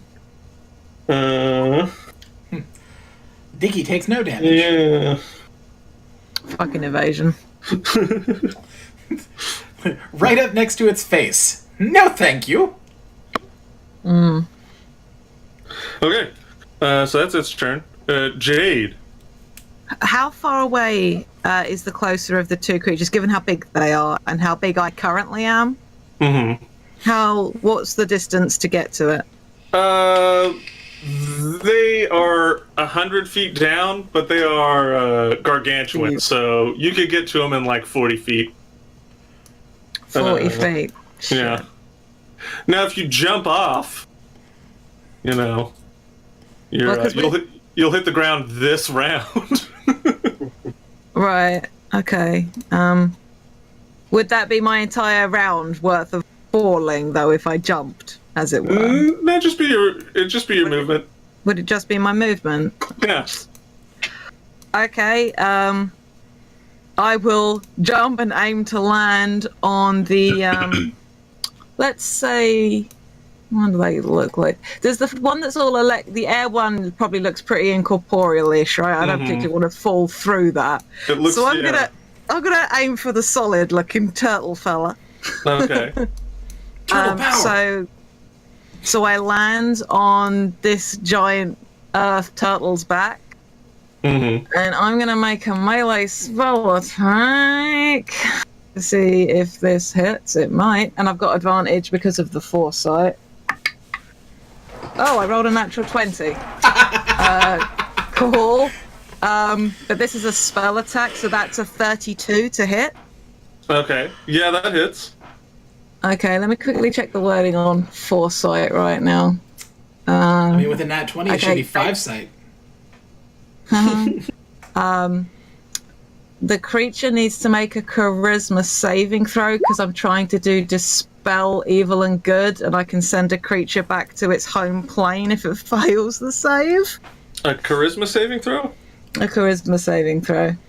Okay. I mean, it'll probably pass, but I thought I would just try my luck with this. It fails, but I'm going to use one of its legendary resistances to not be banished. Valid, I guess. I guess.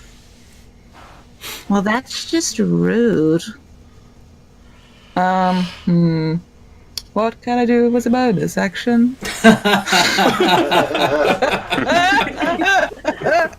Thing is, most of my smiting shit is bonus actions, but there's no point in doing it if I'm not about to fucking hit. Oh wait, no, I will activate one of my smites because if I get an opportunity attack, the smite will be running on it. Sweet. That one's not worth doing. Okay, we'll make it a staggering smite. I'm gonna cast staggering smite. This is Okay. my bonus action. Alright, so Derek, you're no longer stunned. But that's your turn, sadly. And Tom. I can play too. Mm-hmm. How far away are they from each other, the monsters? They're just the nature of how big they are. They're pretty flipping close to each other. 20 feet? Yeah, 20 feet. Okay. Probably more like 15. Yeah. I am going to cast Synaptic Static. Okay. Each creature in a 20-foot radius. So I'm basically... I just want to hit those two. I don't want to hit our... Yeah, they're taller than 20 feet. So if you like put it at the ground, everyone else is above them. So you're good. Cool. I'm gonna do that. They must make an intelligence saving throw. Both. Okay. One for sure passes with an at 20. And that's the blue one. And the other one is 11. The other one's a 26. 26. Minus 24, motherfuckers. They rolled really, really good. Fuck. Okay. Beat. 11. 15. 19. 21. Tak. 27.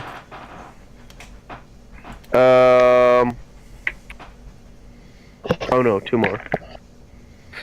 That's awesome.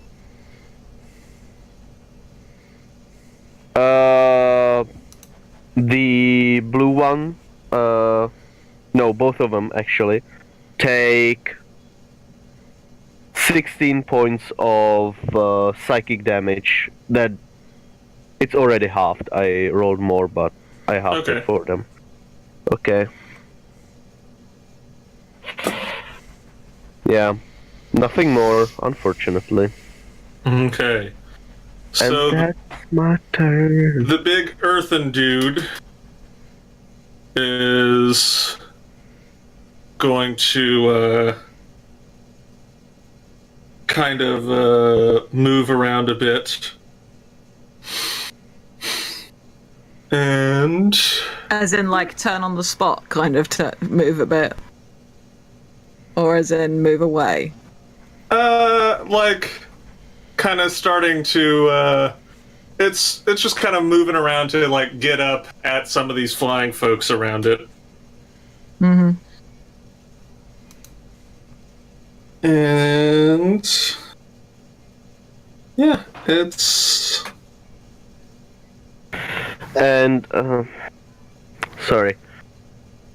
How far is Bugbear?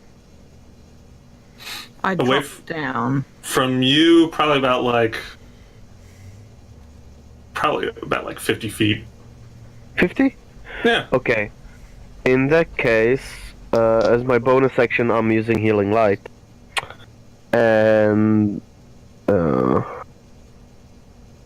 Thanks.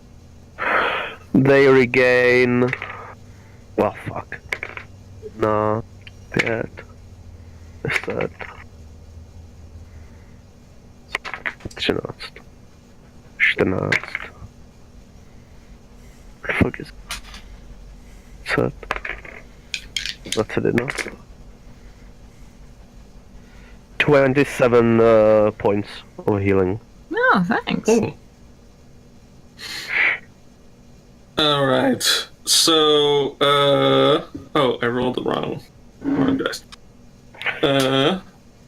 So yeah, moving around. Jade, you jumped onto the back, right? Yeah. 'cause I That had was a to bit of touch a it. fall. Sure. So, 18 points of fall damage Okay. from that. It's gonna kind of roll over and try and smash you underneath it. Just Valid. flavor for a stomp attack. It has disadvantage on the attack Okay. because of foresight. Oh, that's true. Yeah. It's still pretty good. Yeah, Does a 25 hit you? yeah, but not by that much. Okay. Yeah, I was like, normally I would be like, oh, it hits, but I was like, wait, some people got some high ACs. Yeah, up in my there. AC is 23. Okay. So that is, where's my D10s? Oh, that's good. Okay, that is 26 points of bludgeoning damage. Okay. And as it kind of rolls over, you're on the ground now for a bite. Still with Okay. disadvantage. Even better. Uh-huh. And that is 28 points of piercing damage. Okay. I actually need to get a calculator now because my brain is slowly dissolving. What was the damage, sorry? 28 points of piercing. Okay. And as it moves around, the entire mesa begins to quake and shake. And this this carved out area begins to collapse. As each round that it is here and moves, the structure of this this cave takes 100 points of damage. Because it's moving, David, do I get to take... does my sentinel feat allow me to take an opportunity attack? Sure, Because it's go ahead. moving around. I'll Sweet. give it to you. Thank you very much. Thank fuck for advantage. Ba ba ba ba ba ba da da da. There's my... Alright. 27 to hit? Oh, that hits. Okay, right.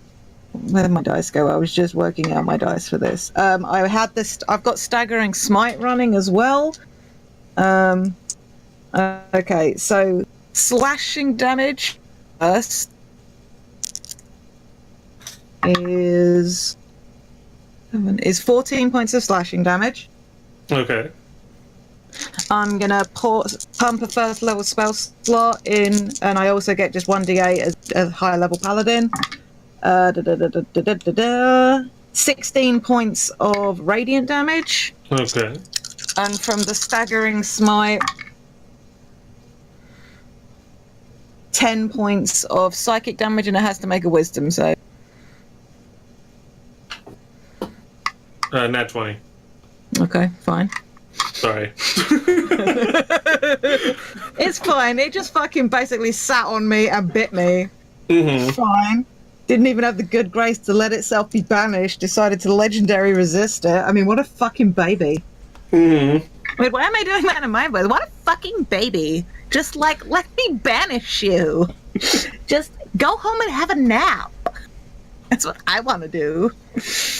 So everyone takes 18 points of bludgeoning damage as begin to fall throughout this place. Fairly shortly, you're going to be trapped underneath a mountain of rubble. You've never been immortal before, so you're not entirely sure up to it, but you're pretty sure you're not well. Okay.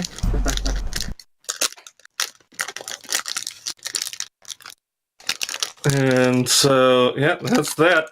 Nay. So, how far am I to the ground? The ground, you kind of flew down a little bit. You're about like 50 feet. Above Okay, the I'm gonna ground. use my fly to get myself to the ground right where the coffin is. Mm-hmm. And I'm gonna try and look inside it. Okay, so there's these metal things that are kind of across it and then bolted into the ground, like they're holding it in place. They seem to have arcane runes and whatnot on them. You'll have to remove these metal things. There's 2 of them. I'd like a strength check from you. Oof. Athletics, if you got it. Let's go for athletics, please. All right. Good. 22.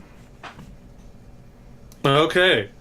So it's gonna be your action, but you spend your turn. Just takes you a second, and it looks like this is still in the process of being built. You see some materials around here, but you are able to kind of rip this off of the ground, and the coffin is kind of split in half where it has the 2 doors that can be opened, and so you can open the inside of this, or you can open one side.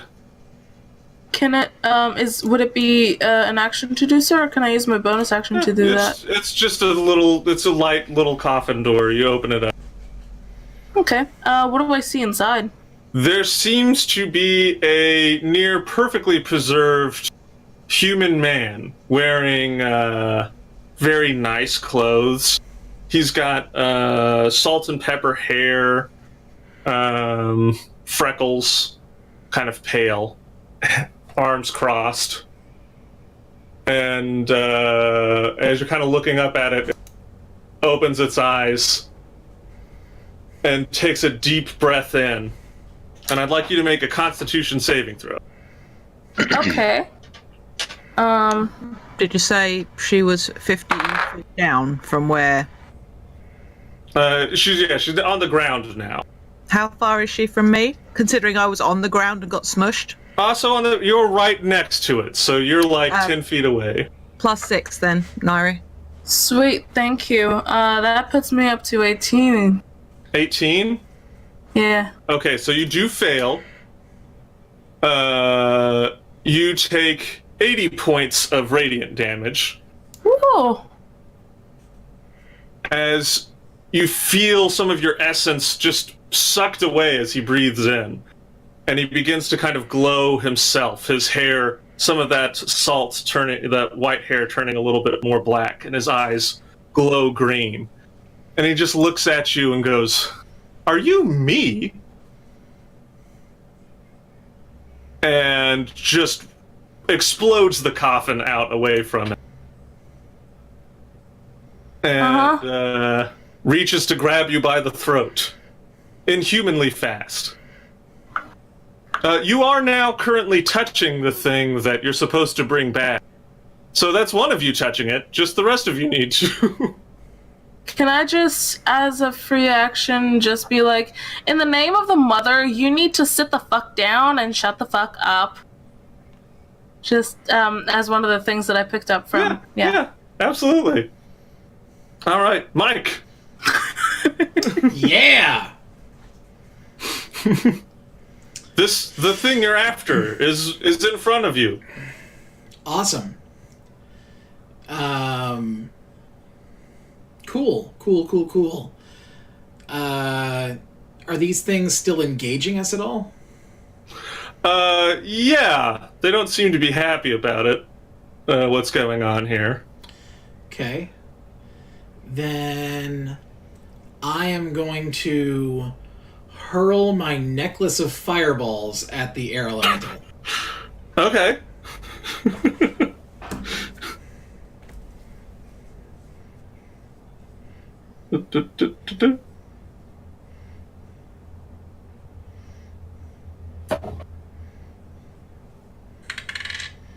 For 76 points of damage, unless he can dex save.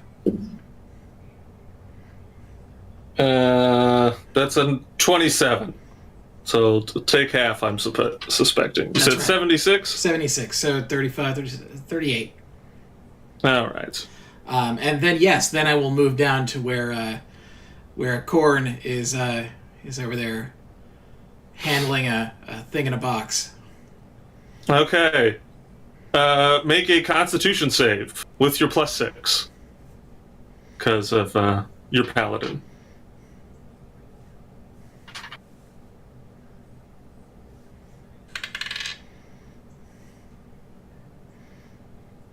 $28. Okay. You're good. No damage. You feel as this creature before you begins to try and suck out your essence just through proximity to it. But you're fine. To kind of short track it, the air elemental begins to kind of frantically attack the person who you just let out of the coffin.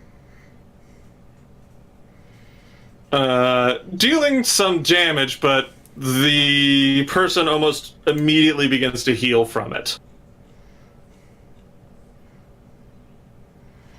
You still see damage present on him, though.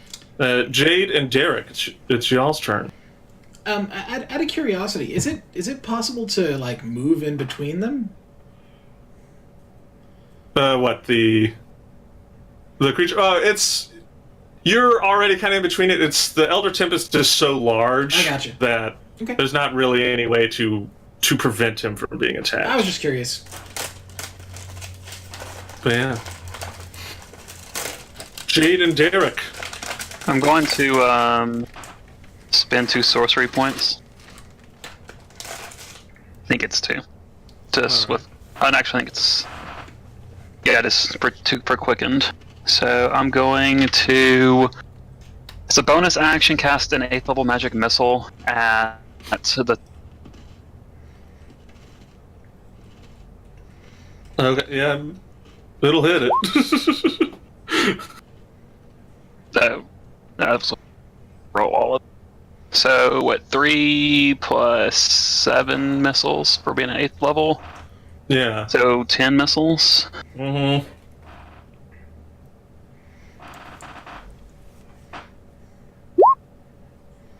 Bang. And then plus 10, so 35. Which one did you say? The turtle. The turtle. Okay. Yep, plus 10. So, and then I'm going to pull out one of my wands and dump all the charges in it in 1 magic missile burst. Alrighty. So, 1 for the initial, then 6, so a 7th level. So 8 missiles. So 19 plus 8, another 27 force. Okay. And then I'm gonna move. I'm gonna jump off with my wings and start flying down towards this dude. Okay. Yeah, I mean, utilizing gravity, you can get down there in 1 round. You have enough fly to control, and so you're just like right there. Awesome. So a con save? Yes. Plus 6. It's a 13 plus a 16, so 29. Okay, yeah, you're good. And then Jade. Okay, as my action, I place my hand on my chest, and there's like this little burst of radiant energy, and I look immediately better as I dump all of my lay on hands into myself. I look like I've just downed an energy drink, just like one shot in it, just like, oh, okay, cool. And I'll step over and get a hand on this. Did you say this guy, whoever it is, has got a hand around Corin's throat? Yes.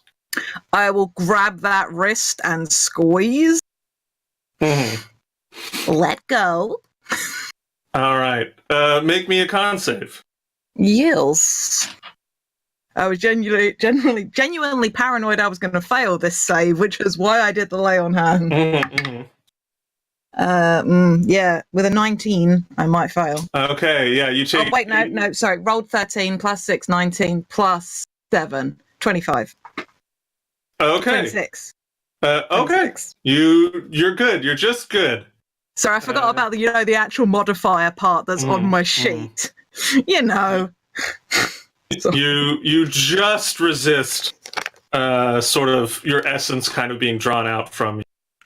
As you kind of lay your hand on this guy's wrist and you kind of start to pull down, you see it's almost like he doesn't even really recognize that you're moving his arm at all, and he just kind of looks at you and he goes, "Are you me?" I don't think so. And all right, Tom.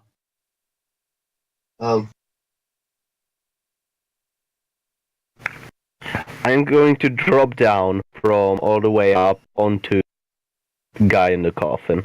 Okay. All right. So make me that con save. +6 because of our paladin. Mm-hmm. Yeah. Think the fuck. Yeah, I do. But... fucking 18.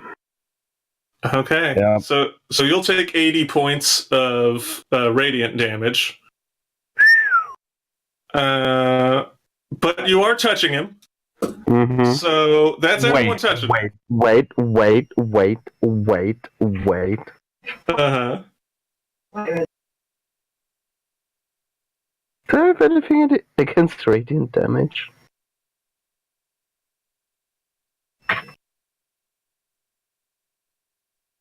So remember, you do have a legendary resistance. You can just pass this save if you want.